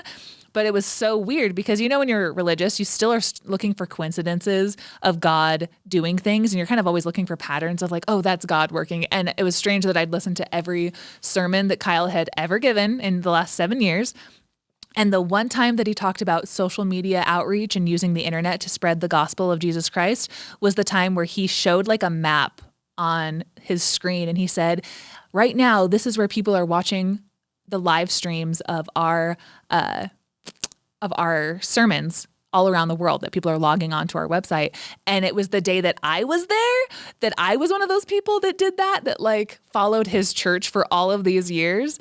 And I was like, that is so weird. And I literally came back to Christianity for like a couple hours because I was like, that is a spooky coincidence that of all of the times that he talks about that's the one time that I'm there. And anyway, so yeah, everyone was really sweet and really nice. And I had to really work through what that meant. I had a moment of like, is this God trying to talk to me, trying to like show me in a humongous way that like my dad lives through this horrendous hospital stay. Like again, miracle kind of status of what he went through, that he was able to get through that it happened in Louisville, Kentucky of all places, and all the experiences I had, but I had to work through that. How'd you come out on that? That coincidences happen, and I was experiencing gratitude and elevated emotion to the highest degrees that my brain would allow, like absolute euphoria in this church that I was feeling. But I was like, that doesn't translate into the Bible being true. Like it's way too big of a leap to get from one to the other. Like I cannot wrap my head around that Jesus was an actual person that was actually God. So yeah. There's a lot of believing Christians and or Mormons that are saying she's really ungrateful. Mm-hmm. She had that miracle and she turned away from the miracle. Yeah, they should have given that miracle to like a starving, dying child in the world, though. Sorry, that's my cold-hearted atheist commie voice coming out. Okay, so this is just a year and a half ago where you full on lose your testimony. And it's great because your husband had already lost his faith. And so now you're able to be in a non-mixed faith marriage. Yeah. And so you deconstruct and you start the process of reconstructing. Yeah. And it's so beautiful. I wish, oh my God, the other side of what I just described of that, like, I don't wish this on my worst enemy. The other side though is so much more filled with like vibrancy. And what other side? When you get through that growing pain of having to reconstruct what you believe, there's a reason why people don't do it, because it's really painful, but there's the growth and that you get to be in charge of your own brain. And I feel like I was a pretty self-confident, outgoing person before, but like I wouldn't have been the person I am now to the person then, like, are kind of still unrecognizable. Like meeting Zelf on the Shelf the other day, meeting somebody that I really look up to and I'm a little intimidated by because they're so funny. Like I'm able to walk into situations, sit down with you or anything because I am so self-confident that I am okay. Where before, in Mormonism, I'm always questioning if I have the Spirit with me. Can I do the hard things that I need to do because did I sin? And I need to question, how do I feel? Do I need to repent of something? Do I need to second guess if I actually do have the Spirit with me always? You know what I mean? And that I didn't realize how much that bogged down my confidence. And now it's like I can do anything I want. And I think also people really underestimate how much your worldview has changed, how politically I care about things that I just didn't think I would. I honestly didn't think that I would ever care about. Like when I was Mormon, and just the ways that my ambitions have changed. Even my husband, we've had some amazing talks lately that like, oh, like so much of our upbringing was rooted in we need to get good grades, to go to a good college, to get a good high-paying job, to have as many kids as possible. Something that's not that you don't literally say out loud very much, but that's deep in your conditioning of how we were raised. And now my husband's in a job as a programmer, and especially with COVID, he's like working out of our laundry room, like a tiny little hole in the wall. And he's realizing how unfulfilling the ambitions that he had when he was Mormon don't match up with the ambitions that he has now as an ex-Mormon, right? Like our worldview and what we want is different now. And like I was not ambitious career-wise whatsoever. Like I was so happy to be like a career nanny. And that's what I felt like I was good at. And I was not ambitious too much with my comedy or anything. Like if you would have asked me like a year ago, even what my dream job would be, it would just be to be an editor. Like I love editing film and stuff. That's what I really enjoyed doing in high school. And now that I've gotten so much good feedback from my TikTok, I'm like, I could be unstoppable. Like my ambitions are so much different because I was shaped in as much of a feminist leaders that I had. My worldview is still shaped that like nothing will make me happier than being a stay-at-home mom. And as much joy as my kids bring me, of course, like I didn't recognize leaving Mormonism how much I would need for myself and how much validation, fulfillment that I have something to offer the world, how much that would come into play with what I want to do now. And like my husband's totally supportive in that way. And so like there's so much more cool adventures to go on than just like, yeah, we like as more ex-Mormons to make fun of how like, yeah, we can drink and smoke and have all the orgies that we want now. No, just kidding. But we make fun of how we did things we could never do before. It's like the greatest thing is like you can construct a really amazing life for you and your family based on evidence and empathy, and you're not beholden to dogma anymore. So it gives me a high just thinking about it. When people talk about their like relationship with Jesus, that used to give me like a spiritual high, right? When you'd bear your testimony. Now I literally get like a endorphin rush when I think about how much freedom I have to just follow what I feel is right and follow and feel like Mormonism kind of holds you back from empathizing with the wrong people sometimes because you feel like you're trading that in for your church. And it's like, I can openly, unabashedly love LGBT people without holding back anymore. And I wish more progressive Mormons would realize that at the end of the day, no matter how much with your words or your actions you say that, you still are upholding a God that doesn't feel the same way. So like, forget about the leaders. You're still upholding a God that doesn't think that these people matter as much. And so if you can just get to the other place where you know that God doesn't feel those way and you can validate your LGBT friends, like that's a really beautiful place. And so to bring it all back to like our time in LA, again, like I wish I could have redone that in the place that I am now. Like imagine the opportunities for comedy that we would have had. Imagine the way that we could have been more open and loving with like our gay friends and stuff in LA. That's always kind of like a regret of mine that we obviously have grown from, but so as I think about this, there's the freedom of losing. Okay. So the way we started was with your parents having kind of not so great lives, and the church providing that structure to allow them to not necessarily have a perfect life, but to have a better life than what they had. So then you guys have an even better life than your parents had because of the church's structure, right? But then you eventually lose your faith in that. And then you end up with like you said, like a computer without software, an operating system. And then you've got no structure. And then you've got to rebuild it back. That all sounds great. There is a risk, and that's that you can wreck it all, that you can, do the wrong drugs or engage in risky behavior. There's no wrong drugs. Just kidding. What's that? There's no wrong drugs. I don't know about that. I think there definitely are wrong drugs. And alcohol can be the worst drug of all, and that's legal. But and people can have responsible relationships with alcohol too. Like any of that's possible. But the point I'm making is, yes, there's freedom. Yes, there's euphoria after you work through all the pain, but you can also blow up your life, blow up your marriage. Yeah. Have you thought about that? Oh yeah. That was never an issue for me. That was definitely an issue for my parents. That's what they thought was happening. Because like I was saying, like my mom had only constructed that good people are in one camp, bad people are in the other. And I shared that for a lot of the time. Like I didn't tell this story when I was a teenager. I, again, raised in Provo, Utah, so much. I had just one narrow-minded view of how people acted, and the good people are Mormon, and anyone who's not Mormon is a loser, is pretty much how my life went.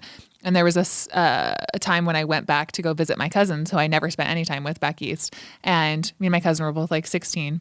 And I was surprised. This is how narrow my worldview was at 16, living in Provo, Utah. I was surprised that my non-Mormon cousin swore so much. And she was probably into all kinds of other things. And I was surprised that she wanted to go to college and had her life together and got good grades and had friends. That was something I wrote in my journal, John, that I was like, can you believe? And I even wrote down, like, she said the word damn when we were trying to park. And that was noteworthy to me, that like, that like somebody would swear so casually about something so like unimportant like that. I had to like realize very slowly and surely that like good people, again, when I was at camp, that happened too. I actually had the first panic attack I ever had was my first party at camp, seeing all of my new friends drunk and high or whatever, and being like, but they're such good people. Why, if they're such good people, why are they engaging in this kind of like, I couldn't understand that, like, that's people, people drinking has no bearing on like their actual morality and the things that they do. So I think I had like I had to come to that realization earlier than later. And, so that was never really an issue. Like I always, in my heart of hearts, I still have the same values that I had when I was a Mormon. Like I want to uphold my responsibilities to my children and like my marital vows, you could say, to my husband, that's the most important thing in the world to me, is that I have a good relationship with my husband and that my kids don't have to worry about anything, that like we work through any problems that we have, and that they are safe and loved and all of those things. Those are the most important things in the world, are the same most important things now. And so I was always very aware, leaving Mormonism, that I didn't want to do anything that jeopardized my relationship with my husband or might, bring any kind of dysfunction into my house with my kids. So like there's growing pains to that, obviously, like eating pot brownies and not realizing how strong they were going to be. And then my husband and I being high out of our MFing minds for like 2 days straight. Not 2 days. I'll say it was 1 day, but we had to take turns. We set a timer on our phone for every 2 hours for who got to sleep and then who had to get up and watch the kids so that we could like work through a hangover. That was a bad day, but our kids loved it because we just said they could have as much Halloween candy as they wanted that day. So there was growing pains. There were hiccups in my early times.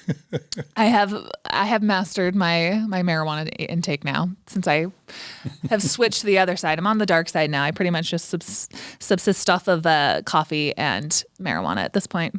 And, but yeah, that was never an issue for me. And other really interesting things, I know this is kind of weird to even bring up, but I wish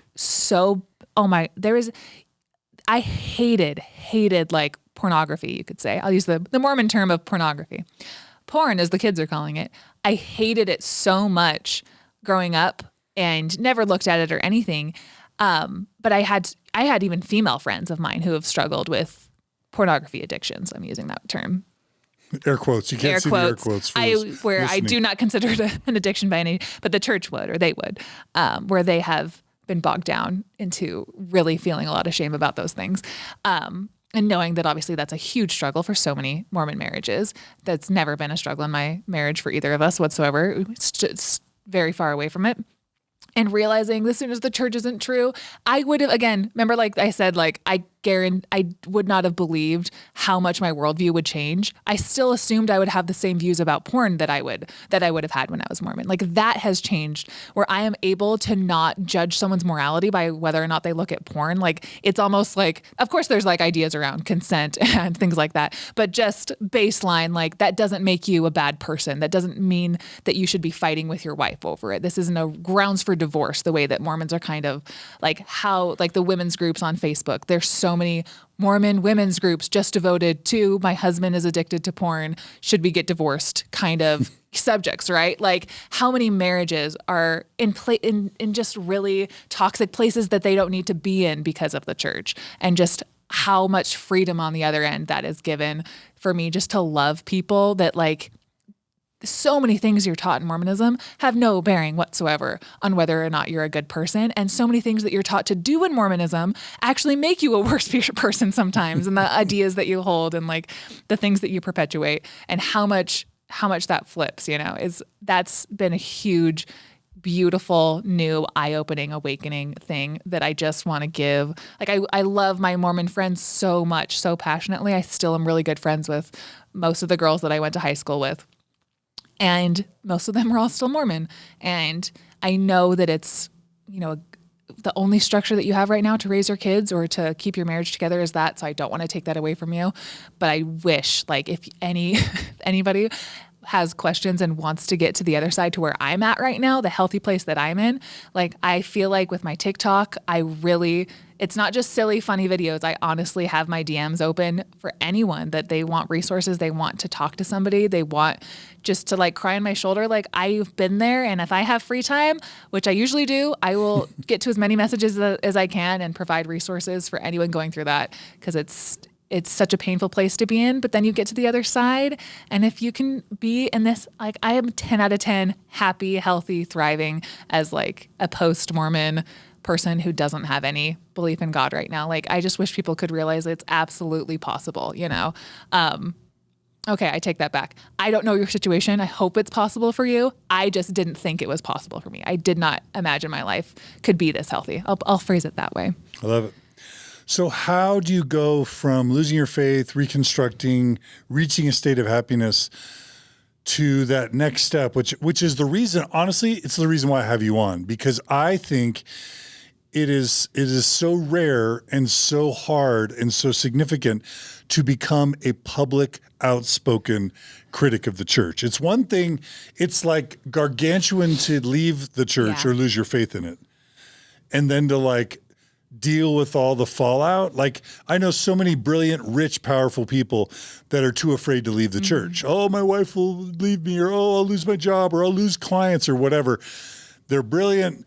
They're good people. They're smart people, and they're afraid to be honest and open with the world. So it's, you not only sort of hit the 98th or 99th percentile of awesomeness for figuring things out and making a choice that's best for you in your life. And that's not always leaving the church, but for you it was. Yeah. So you hit the 98th percentile just for doing that in terms of awesomeness. You hit the 99.9th percentile because you make that extra decision to actually be an outspoken critic, which turns you from being a huge disappointment and scary for all your Orthodox believing friends. It makes you evil. It makes you a bad person. It puts you on the level that people see me at, which is that I have horns, that I'm an evil, bad, nasty, awful son of perdition. When you decide to have a successful TikTok channel that is really outspoken, you join my league of evil, right? And you're not just doing that, but you're dropping F-bombs. You're doing it with hard-edged comedy that's hilarious and smart and insightful, and also breaking a lot of the sexual and drug and swearing sort of taboos. So how do you go to the 99.95 percentile and become a TikToker? I think this answer might surprise you. I actually really, as you were talking, all it really comes down to is seeing Mormons as products of their conditioning, and that they are robots, and cult members' opinions of me don't matter. And that's pretty much, I wasn't I had a lot of like neurological problems since my son was born, and getting 0 hours of sleep continually for a really long time. So I didn't have enough gas in the tank to think or do anything. But I was on TikTok since summer 2020. But it wasn't until like November 2020 when the Give Thanks campaign for the church came out. And there's nothing, if I just told you everything, it's nothing I hate more than a really poorly executed, obvious PR stunt by the church that just made me so, and then all of my friends and family every day of my life on social media being used like like a cog in a machine by the church. And that's where I couldn't stand. We're like, these good people, they want to say what they're thankful for. There's nothing wrong with giving thanks. It's that you're being used for a marketing campaign. Also during a pandemic, let's not forget. So just the absolute incompetency and the lies got just too much for me to handle. And that's when I started the first one where I was like, all right, I'm diving into like, I know this is going to get me some hate. I made a few ex-Mormon videos before that, but that was the first one where I was like, I know I'm going to get some hate from that one. And that's where I just kind of committed from then on to keep going. But I thought it would be like 50-50, like half of the people ex-Mormon TikTok would like it, and then half would be like, a fire hose of just people being annoying constantly on the internet. And it's not been that at all. It's been 99%. I only rarely have like a really ignorant comment from a Mormon. And the irony though is really great. I get my best ideas for content, no kidding, from dumb, ignorant comments from Mormons that then I just, some people, their style is like to reply directly to the camera when they have a comment, because TikTok has a really good feature where you can see a comment and record a video with that comment on the screen. So you're talking directly to that person almost and addressing their issues they have with you. And you can do that, or you could just like do a satire of how they sound to you or something like that. So like my videos are called like Ex-Mormon Virgin 1 and 2, or like replying to the most stereotypical, you can leave the church, but you can't leave it alone type comments. And I just compare that to like losing my comment section virginity. So those are like my favorite personal ones. Cause the second one, the commenter, actually, I think I made him fall in love with me by the end, because he was actually an ex-Mormon who said some really dumb thing like about like how when ex-Mormons leave, they make being an ex-Mormon their personality trait. Yeah, super cool, new, fresh insults, guys. Like, yeah, that's really great. It comes from just like a small, closed-minded place where they don't understand how high-demand religions work, and that there's a lot of people who need comedy and validation. And that's, if you don't get it, if you're an ex-Mormon and you don't get it, that's totally fine. I could totally see the reasons people could think that, but for the people who do, like, I'm here, I'm having fun. So I can't even remember what your original question is. I've been ranting for a while. Sorry. So how do you get over the fear of what the backlash is going to be to make you want to start a channel? Yeah. Like I said, I just, cult members' opinions don't bother me. So I wasn't. But what about your mom? What about your dad? They just won't find out. What about these oh, come I didn't get your face on that because I'd switched the camera to me. Oh. Say that again. I said they won't find out. Yeah. Everyone is cool. Everyone keep it cool on Don't this. Tell. No, but all your leaders in Provo, all your friends from Provo, all your friends, all those people back in LA that you knew, all the members, they can find out. All your husband's missionary companions, they're all going to find out. I have come to terms with, here's the thing, John, I'm sure you've gone through the same thing too. The church, while it can provide a good safe haven for a lot of people, the fallout and consequence of what they're doing, we're talking about the children, they're talking about the LGBT, we're talking about women's, we're talking about every major issue that people should care about. The church is just a cluster of some of the worst ideas, let's be real, right? And is such an obvious fraud, right?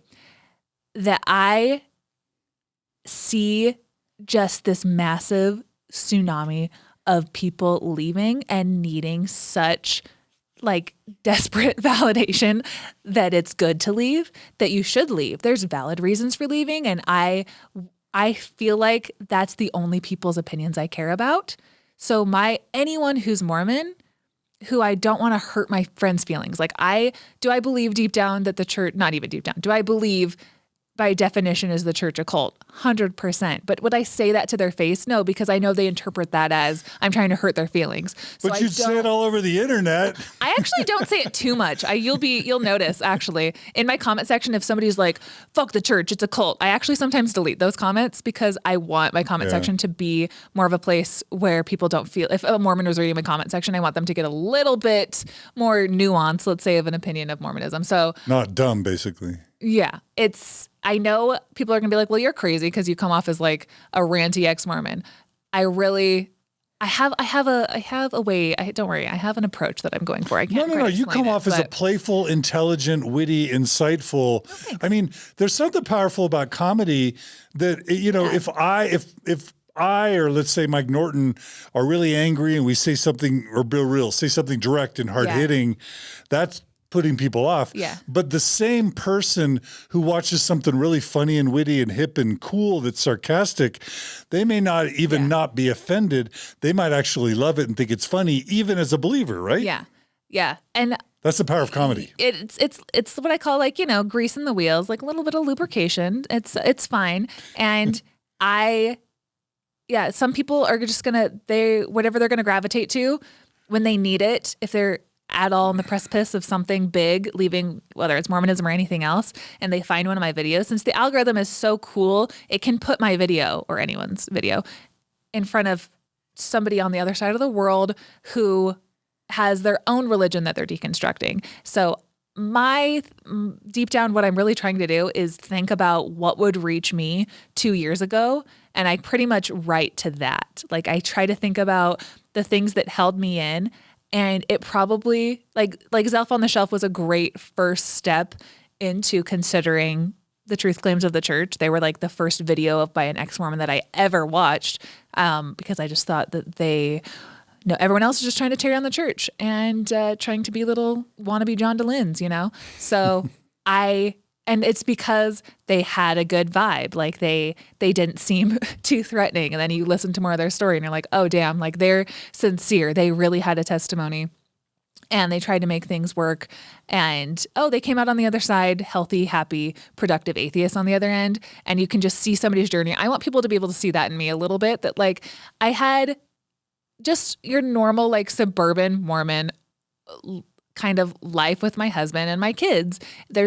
It wasn't because my husband and I were gay or had a pornography addiction or were like incredibly outspoken feminists and wanted to join ordained women. There was nothing that was... Or you wanted to drink beer or get high. Yeah. I wanted to do those things, but deep down, they were all suffocated by my love for Jesus. So yeah, there was no out. It just, when the church isn't true, that's a perfectly valid reason to get out. But I just want with my content for people to be able to see that I loved the church. I didn't have a negative experience in it. And if you feel the same way or have any other reason that you're leaving the church, like, hey, let's be friends. Like, I totally validate you in that. And if my friends and family, like to your original question, to whoever finds out, the help that I'm doing far outweighs and outpaces like my need for people to respect me that are Mormon. Yeah, I've literally gone through the conversation in my head of every person who's close to me finding out, and I've only had to have that conversation with like one person. I've actually told a couple of my Mormon friends. I didn't get into detail, but somebody who had seen my videos, because it's so easy for people to see their videos. I assume I gotten to that point where TikTok, if I know somebody has TikTok and they're Mormon, I just assume they've seen one of my videos. Like you know what I mean? Like everybody, TikTok's algorithm works in that way. It's not good for the church. Yeah. It can't be good for the church. So like I'm saying, like it's too good of an opportunity to help people to like express myself. It's like the ultimate thing that I couldn't imagine doing anything to make me any happier. I mean, I will snowball into other things and I'll probably start a YouTube channel in a couple days, but like it's exactly the place where I am getting the most fulfillment out of my life in ways that I like didn't even realize. I know it's like a little hokey TikTok channel, but like with the DMs I get and the feedback that I get, and then just the fulfillment that like, hey, I've been a mom and a nanny and I've not really been able to like actually write comedy for a long time, but this has been a passion of mine since I was a kid almost, like since I was writing songs as a teenager. It just is the ultimate fulfillment of feeling like I was different as a kid and feeling like I had something to say and that I saw the world differently. Like I'm able to actually package that in a way that makes me happy, makes other people happy. Like, and if again, do I believe Mormons are in a cult? Yeah, I'm sorry, but your worldview about what you think about my content is really irrelevant because you're looking at it through a Mormon's pinhole view of the world. If you realized the church wasn't a fraud, you'd be with me, like high-fiving me and liking my videos. So when you're on that side of Mormonism, it's people's opinions don't really. So when people leave negative comments that are Mormon and are like going crazy on me, I'm like, this is a robot who has been programmed to hate all things that talk negatively about their church. Like, and I get it. That's fine. I used to be just like that too. I can empathize being in that place. So when you see like, well, there's a lot of ex-Mormon activists that I've interacted with who've had it really bad, where their parents are really disappointed or they get ostracized or cut off or, just really hurtful, stressful things. And when you watch ex-Mormon Mindy on TikTok, she'll sometimes like play her sobbing, crying as her in-law says this or her mom says that. And you can just see how sometimes these people, these ex-Mormon activists are torn because they really believe in what they do, but it's so hard that it's like brutal and excruciating for them. You're basically you haven't. I totally had that understand that. If I cared what they thought, I could, yeah. But I've gotten to the point where I think I got to that point when I left Mormonism. Like I had to give up what my parents thought of me then, and to add insult to injury, my dad is so close to dying right now. He's starting to say the real true things on his heart, and it sucks. Like there's nothing worse than having to hear from your dad that he feels like he failed as a father because you're an atheist now. And it's like, I just wish I wish that wasn't even an issue with our relationship, but I've made peace with that you are raised to think that I am the worst thing in the world. I'm a lefty atheist now. And I know that that's just the way that your brain's going to work. And your disappointment of me it's going to be what it's going to be. I can't change that because I can't change who I am. Mm-hmm. I'm not going to there's also like this really free speech wanting to just never be held back thing about leaving Mormonism too, where it's like, I had to bite my tongue and have this cognitive dissonance for so many years. Like it's unthinkable now that I would do that now for anyone, even if it's keeping my parents happy or my family happy. I came to terms with that when I left Mormonism, and like family members that I have. Thankfully, like since my parents are converts, most of my family isn't, like all my extended family isn't Mormon. So it's just my immediate family. But you got in-laws. Oh yeah, forgot about that major disappointment. It's so funny. I've like compartmentalized. We're talking about me. I was like, oh yeah, my husband, the other half of me, and how much his family is upset. I forgot to mention that. Yeah, that's definitely been a humongous, because Sounds like it's been harder for him than for you. Oh my God. It's been, yeah, I don't even want to smile and laugh. I want to cry. It's actually been really difficult for my husband. I mean, like That makes you compartmentalized. What? Well, just the fact that you were so sort of like resilient about all your family, and you completely spaced the fact that the person you're married Walk to. that back. No, I'm not. It's just, we do this as humans. Yeah. But you kind of are compartmentalized because it sounds like it's really hurt your husband and his family. Are you talking about leaving Mormonism or my Both. channel? Okay. Leaving Mormonism, yes. And again, I don't think anyone would be like that surprised on top of it if I'm like outspoken talking about the church. All the harm has been done. The building has been burned down when we were leaving the church. There's nothing else to burn down. Pretty much is kind of how it feels. So without a doubt, there's got to be people in my family. My husband's family, like his extended family, because he has a lot of cousins and everyone that I know have seen my stuff. There's no way that they wouldn't have. But yeah, it's it's one of those things, like everything's relative, right? Like in relative terms of how much pain certain things can cause. Like my husband lost his mom last year, and we left the church right before she died, completely suddenly. And she and my husband were never able to actually have a conversation because it was too much of a hot topic. And I love my mother-in-law. She's one of like the nicest, sweetest, most genuine people I've ever known. Very, very like true blue Mormon woman. And so it crushed her that we were taking away this eternal family thing from her when you just rip that apart and be like, oh, this thing that you've worked your entire life, your entire number one goal is that your kids would live faithfully in the gospel and raise their kids in the gospel. And we're just, I know what it feels like for somebody just to reject that and say, oh, everything that you love, I hate all that. I'm coupling it in a ball and throwing it away. I know it crushed her that we left, that my husband and her never had a conversation about it. I had the long hour conversations on the phone with her trying to work her through why we were leaving. And she would just say the funniest things that I had to not laugh at because it was so, a robot replying to me where I'm like, hey, mother-in-law, everything you're saying is starting out with the presupposition that these men do hold the truth. Like we are starting with an objective, like standard going back from that of like, this shows that Joseph Smith did this shows that the very foundation is not true, and she couldn't grapple with that at all, obviously, but still loved us and still cared about us. But my husband was never able to have that conversation with her. And I think he took his mom's death particularly hard, because it was completely out of the blue and very sudden when she passed away in August. She has to have been relatively young. Yeah, she was in her late 60s. And that he was never able to express like, thank you, Mom. Like, yes. Like I always like to describe the church as like a scaffolding that my parents gave me that we built a house inside of. And now that would be silly to keep living in a house that has scaffolding on it, that has vines growing on it. Like it's time to tear that down. And I have my own house now, and I'm going to rearrange my own house, and I'm going to order my own furniture, and I'm going to do my own thing now. Like, don't be upset that we are rejecting this thing. Cause I know a lot of parents feel that way. Like, no, like we were converts. Like we found the true church so you wouldn't have to go throughout life trying to figure out what was true and what was false. Like we got it for you. And to reject that and to say like, okay, you found something that had some good parts of it, but we actually found something way better. They want to stop with that it's true. So I know that was really, really difficult. And to this day, my husband has conversations every day with his dad though, about the church. And my husband always leaves the conversations going, I don't think my dad even knows what Mormonism is.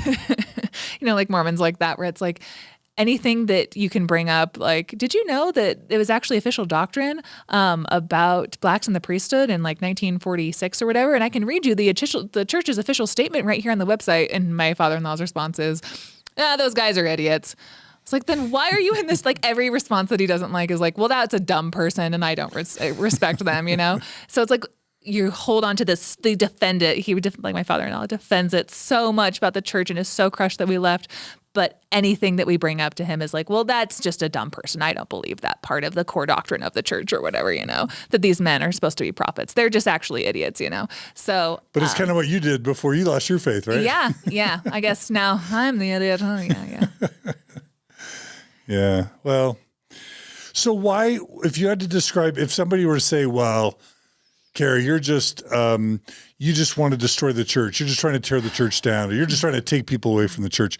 What are your motives for doing Nuance Ho on TikTok? I'm trying, it's still, I'm not, if anyone goes on my TikTok after this, you'll just see me in my infancy. They say like in stand-up that every year that you're in stand-up is like a year, like you're a 1-year-old, or like if you've been doing it a long time, you're a 20-year-old. So you're like an adult in stand-up. I feel that same way about what I'm doing right now. So I'm still trying to figure out, I feel like I'm still in my infancy of figuring out what I want to do. But you asked what my goals are. And what they're not. Yeah, it's first and foremost to reach out to people who that I feel like I was so scared of ex-Mormons. Like, I just thought that they were all commie atheists, the anarchists, Antifa members with like their head shaved. Like I had such a narrow worldview. Like I didn't know what was out there. I didn't see somebody that I resonated with. So that's what's great about ex-Mormon TikTok is there's so many different people that you can relate to. And, do I like the endorphins that come from like people thinking I'm funny or witty or whatever?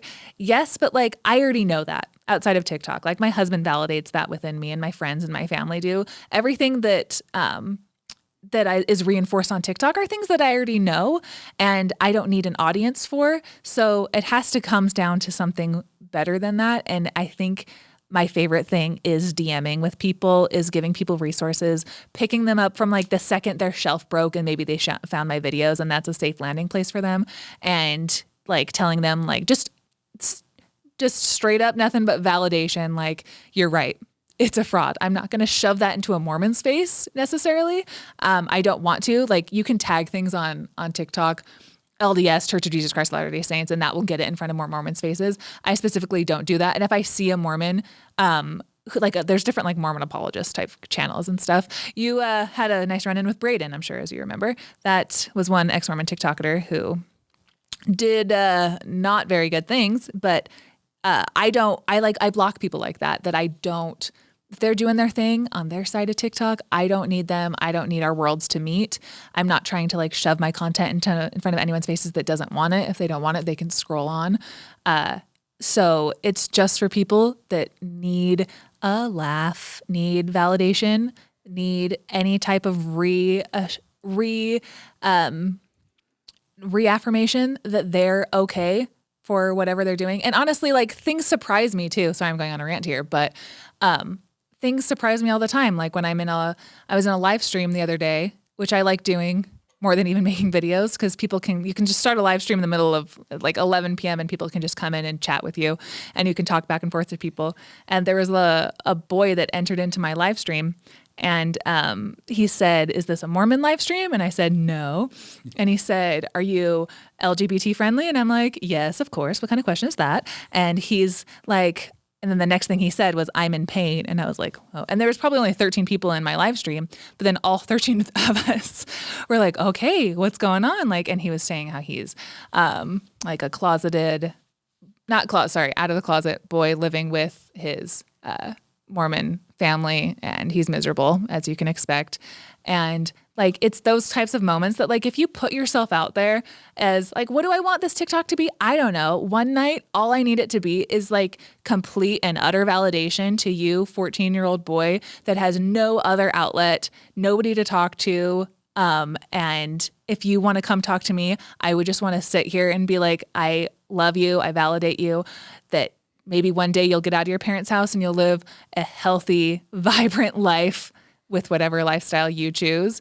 And right now it's probably going to suck for a while. But if you just want me to be your friend, like, that's the cool thing that live streams and TikTok affords me to be able to do. Like, back we were saying before, like, would I give that up, these experiences where me and then every single person that was in the live stream all started crying as we're talking to this boy? It's like, those are the type of moments. Would I give that up for what a Mormon has to say about me that they don't like it? I will take constructive criticism always, but like, at the end of the day, the people I respect me, and I feel good about that.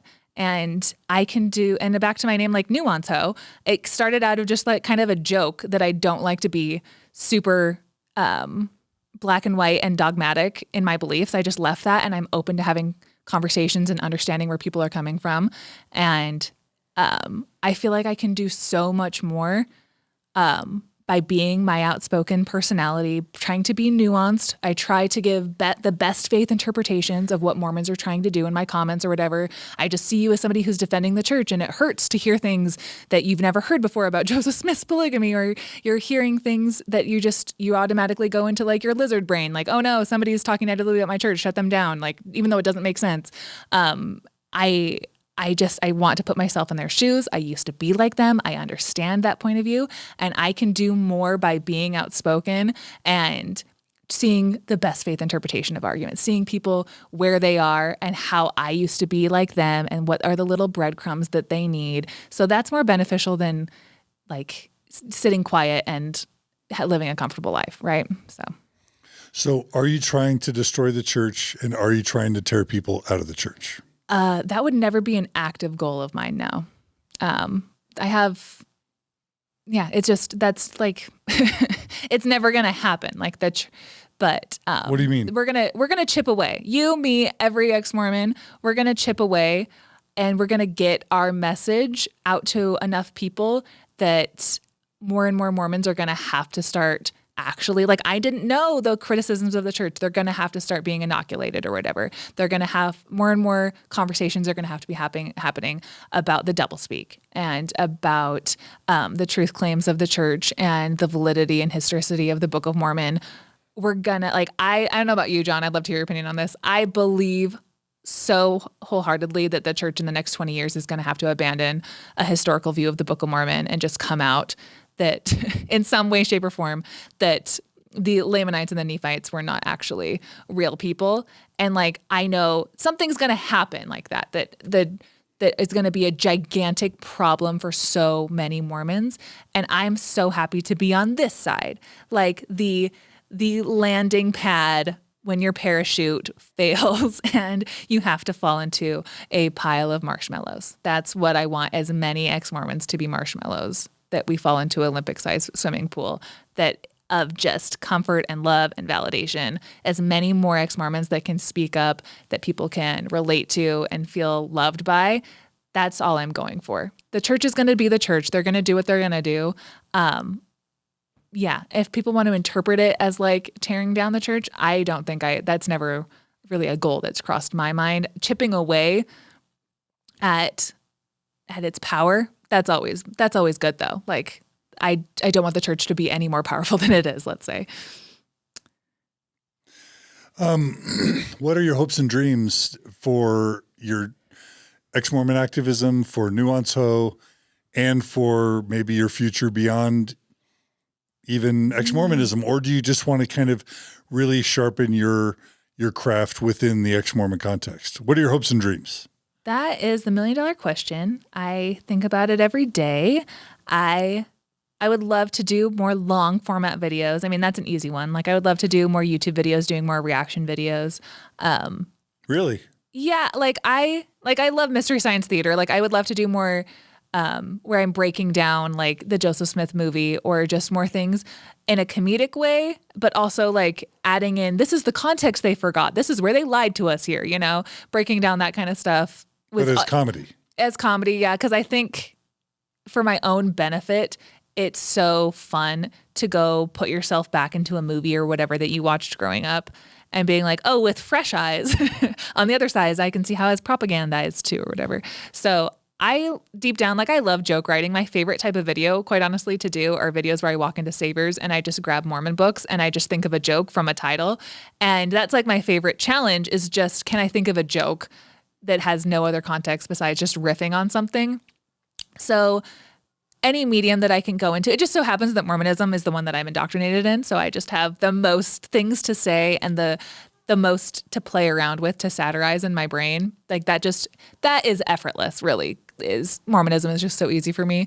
But like the next level down is like, no one wants to hear me like riff about High School Musical or like other things that I love or like loved. Like I'm going to try to find some other type of way that I can just I like joke writing. I like working with Zelf was super fun the other day of just going back and forth and putting up some kind of funny content. So I could absolutely do that in the future without Mormonism. I don't know when that'll be because I'm quite content and happy with what I'm doing. I'll probably add in a few more things and add more to my Instagram right now. My Instagram, for anyone who's not on TikTok, I just started an Instagram so that people who are total holdouts who just think they're better than everyone else. So if they really don't want to download TikTok, I re-upload most of my stuff just in line with the exact order that they're in on TikTok or on my Instagram and stuff. So I'll probably like add more things, but I don't know. It really would have to depend on what people want. What are people still craving out of me and what else I could offer like the ex-Mormon community. I'm happy in the lane that I'm in right now, but yeah, obviously branching out into other things that don't have to do with religion one day. So I have lofty dreams though. Like the sky's the limit with what I could potentially feel like I could do now. There's my ex-Mormon self-confidence coming in. Did you say what Nuance Ho means? Did you already tell us that and I missed it? Like, it's a play on, there's a YouTuber named Nuance Bro. And I used to be friends with him. And just stole his name, basically. I thought it was funny. I was like, what's the female version of that? Because I want to be able to like facilitate discussions in a nuanced way was my original idea before I ever started this. This was like a screen name years ago. And so I just thought it was funny because when I started my TikTok, I didn't plan on making it ex-Mormon content, but the algorithm knows you so well and it just starts putting videos in your face, like Katie the Human. First videos were probably the first ones that I started to see and really being like, yes, this is good content. This is amazing. I didn't think that I had anything to say that hadn't already been said on there. And that's where I was like, you know what? I have more, is probably around the Give Thanks campaign where I was like, I have a lot to say actually, and I will never be stopped. So it just got out of control after a while. But yeah, it's just a silly, and I don't want anyone to take anything I say too seriously. Like I want to make sure that like the hoe part of the name is not supposed to be like a sexual reference. It's just supposed to be a silly reference to like, don't take anything I say too seriously because I'm still figuring it out. This is not like, people get the wrong idea in my satire videos. Somebody said to me once, like, nice straw man argument that you're doing there. And I was like, this is a satire, not a debate. Like, this is a silly satirical dialogue that I created for the purposes of comedy. I am not trying to like actually change the world in that way. Like, if I wanted to debate, you'll know I want to debate. So yeah, keeping it as kind of silly and funny as possible. And yeah. So do you want to mention any of your other kind of TikTok inspirations? The risk of doing that is leaving, like when you go up leaving to people off, right? Yeah, this is like Academy Awards. Yeah, exactly. Like there's honestly too many. Devil Trout will always have my heart. She is the exact epitome of what would have scared me. Like probably why I started my TikTok. It's because she has like a shaved head, or she did, until it was like half, and it was like, she just looked too much like a member of Antifa that I would not have listened to 2 years ago. And I was like, what if some dumb blonde suburban housewife, that's who I would have listened to 2 years ago. I'll be that for everyone. I'll just make sure that they see themselves in me if you're that. And then, so just having as many different, personalities and voices as good as possible. So I love Devil Trout. I love Katie the Human.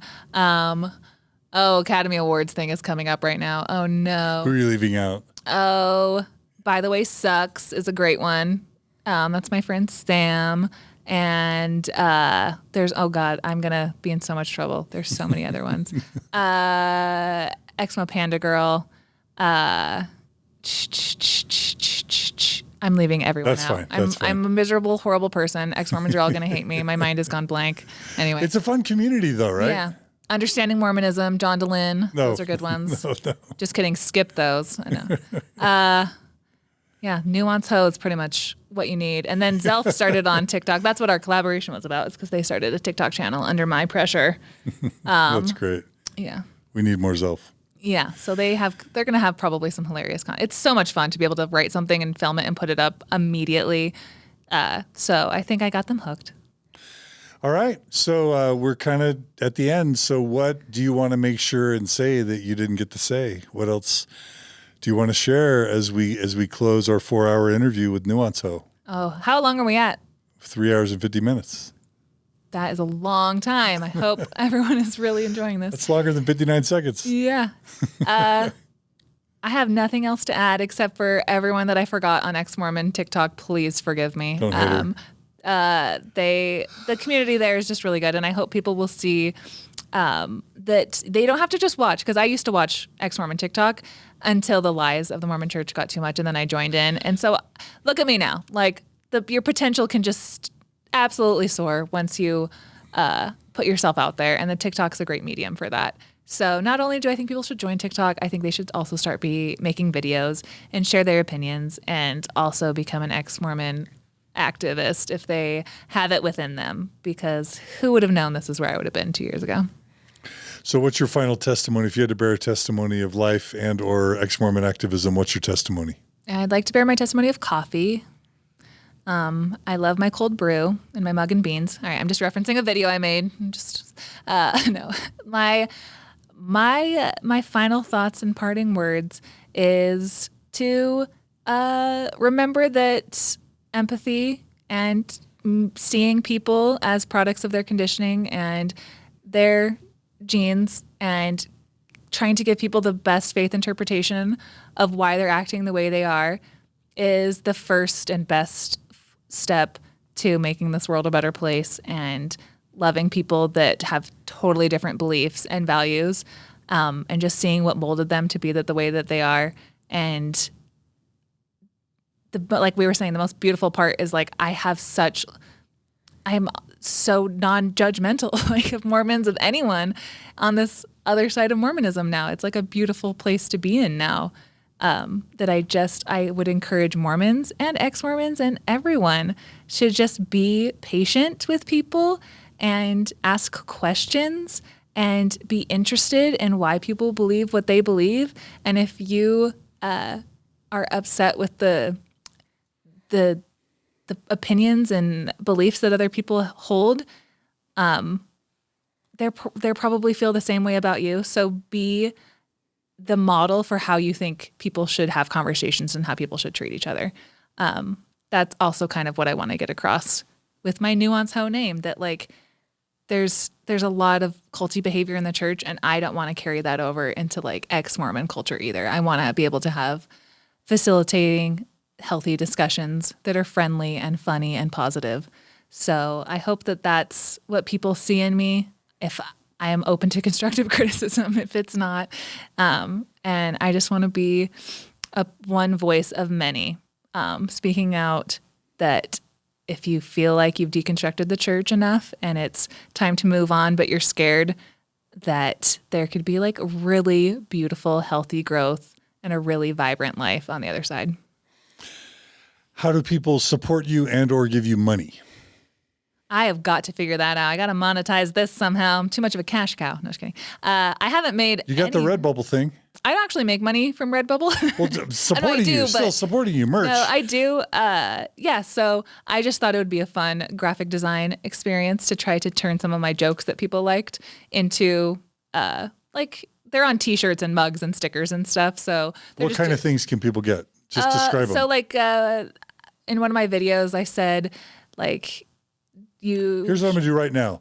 I'm going to say that everyone who's listening who buys a mug or a shirt or a piece of merch from Nuance Ho will be invited to a party that we throw when COVID's over with Nuance Ho, and you'll get to meet her, hang out in our studio, and we'll have a blast. But you only get it if you buy a shirt or a mug or something from Nuance Ho. Now, or sticker. Tell them what some of these things say. Okay, so I had a video where I called the church a Rocky Mountain Bible fan fiction sex cult. So people liked that. So I turned that into a graphic design, which had a great attention to detail because I put like the fig leaf apron across like this beautiful rainbow thing going across it. So it's just kind of a fun graphic design experience.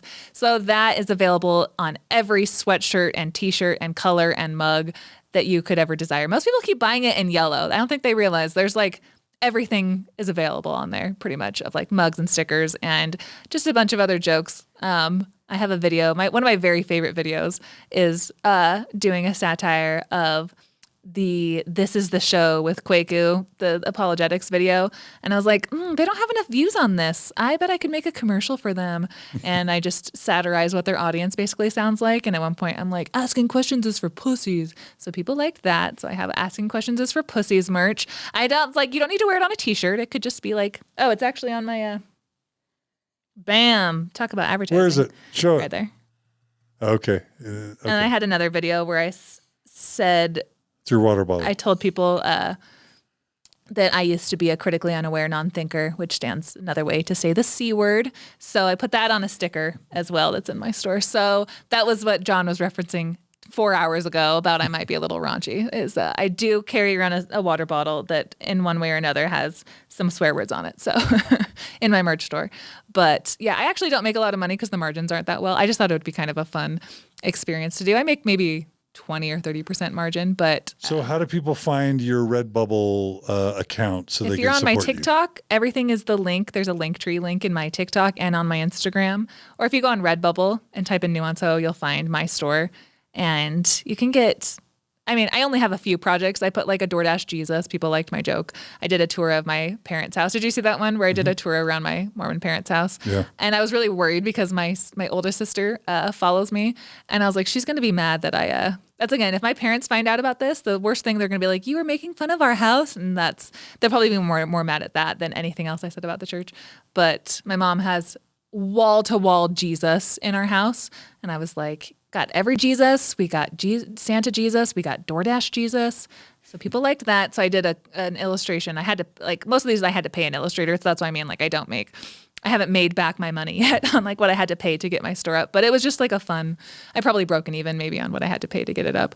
So if anyone wants to actually help me make money through Redbubble, of course, that's always encouraged. And I always like to give out free merch to anyone who is a super fan as well. So. All right. So if you buy a mug or hat or a, shirt, sticker, and you take a photo of yourself with the merch on from Nuance Ho, you'll be entered into sort of the free admission to the party with Nuance Ho that will happen once COVID chills the freak out. Is that all right? That's a great party. I love that idea. Okay. Yeah. And anyone else who wants to DM me later and say, hey, kid, you got something. I need your name and lights one day. And they like have this great ambition for me of what they think I could do to make money.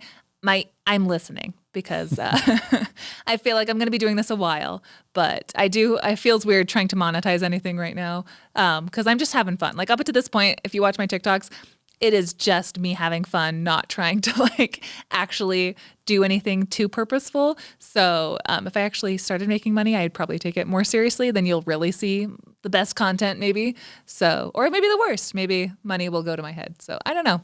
I have a lot of options open to me. I just want to keep doing this for forever. Is that too bad? If anyone has any ideas, yeah. So. All right. Well, thank you so much, Carah, for coming on Mormon Stories podcast and telling your story. It's weird because I've been doing this 16 years or 20 years, but when somebody steps in the arena, they really get my respect. And so you have my respect. You say nice things to me.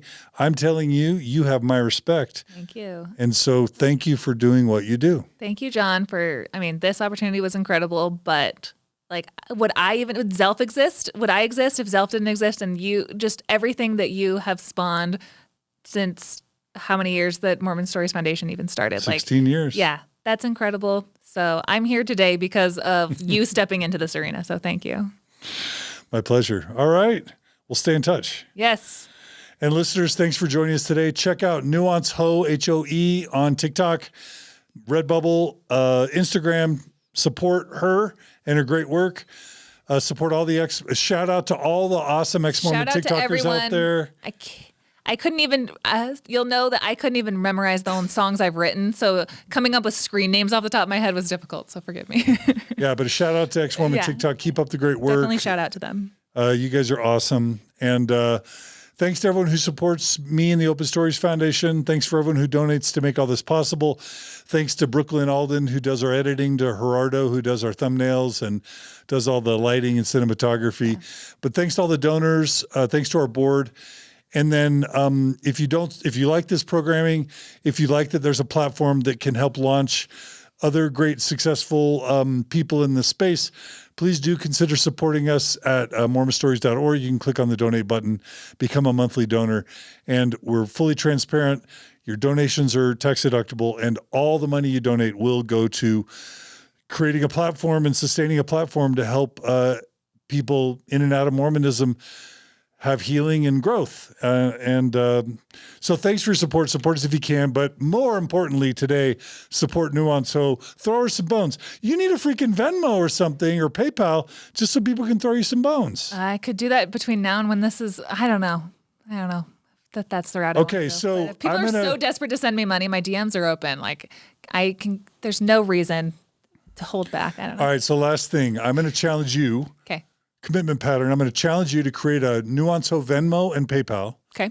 Right? Sure. Hope you have the Gmail account for Nuance Ho. Oh, yeah. And then I'm going to challenge my listeners and viewers to throw her some money just because people deserve to get paid for their good work. So that is so nice. I did not expect that for you to even say that. I did. will you do what I asked? Will you? Yeah, will you I think I could work on that. Yeah, my husband will be very excited. Like I said, PayPal and Venmo. yeah, I think You I deserve to get paid. I told ex-Mormon Mindy the same thing. Okay. You guys freaking deserve to get paid. You should get paid. Yeah, I could probably start a Patreon eventually and just start producing like YouTube content and Patreon content. It's so much work. Patreon's so much work just to send think me money. about all the different categories of donors and keeping track of who you give what thing to. It's just too much for me. But the reason why I want people to make money, the reason why I want to make money and why I want to help other people make money is that makes it sustainable. Because if people get paid, then they can keep doing it. And if they don't get paid, they burn out, lose interest, have to do other things, and then great work dies. Yeah. And so that's why I believe passionately in getting paid and helping other people get paid. Thank you. Freaking get paid, Nuance Ho. Thank you. Okay. Will you get paid? Yeah. All right. All right. You've convinced me. I guess I will take money. Get All right. freaking paid. All right. All right. All right. All right, everybody. Thanks so much. We'll join you. We'll see you again soon on another episode of Mormon Stories Podcast. Take care. Be good to each other.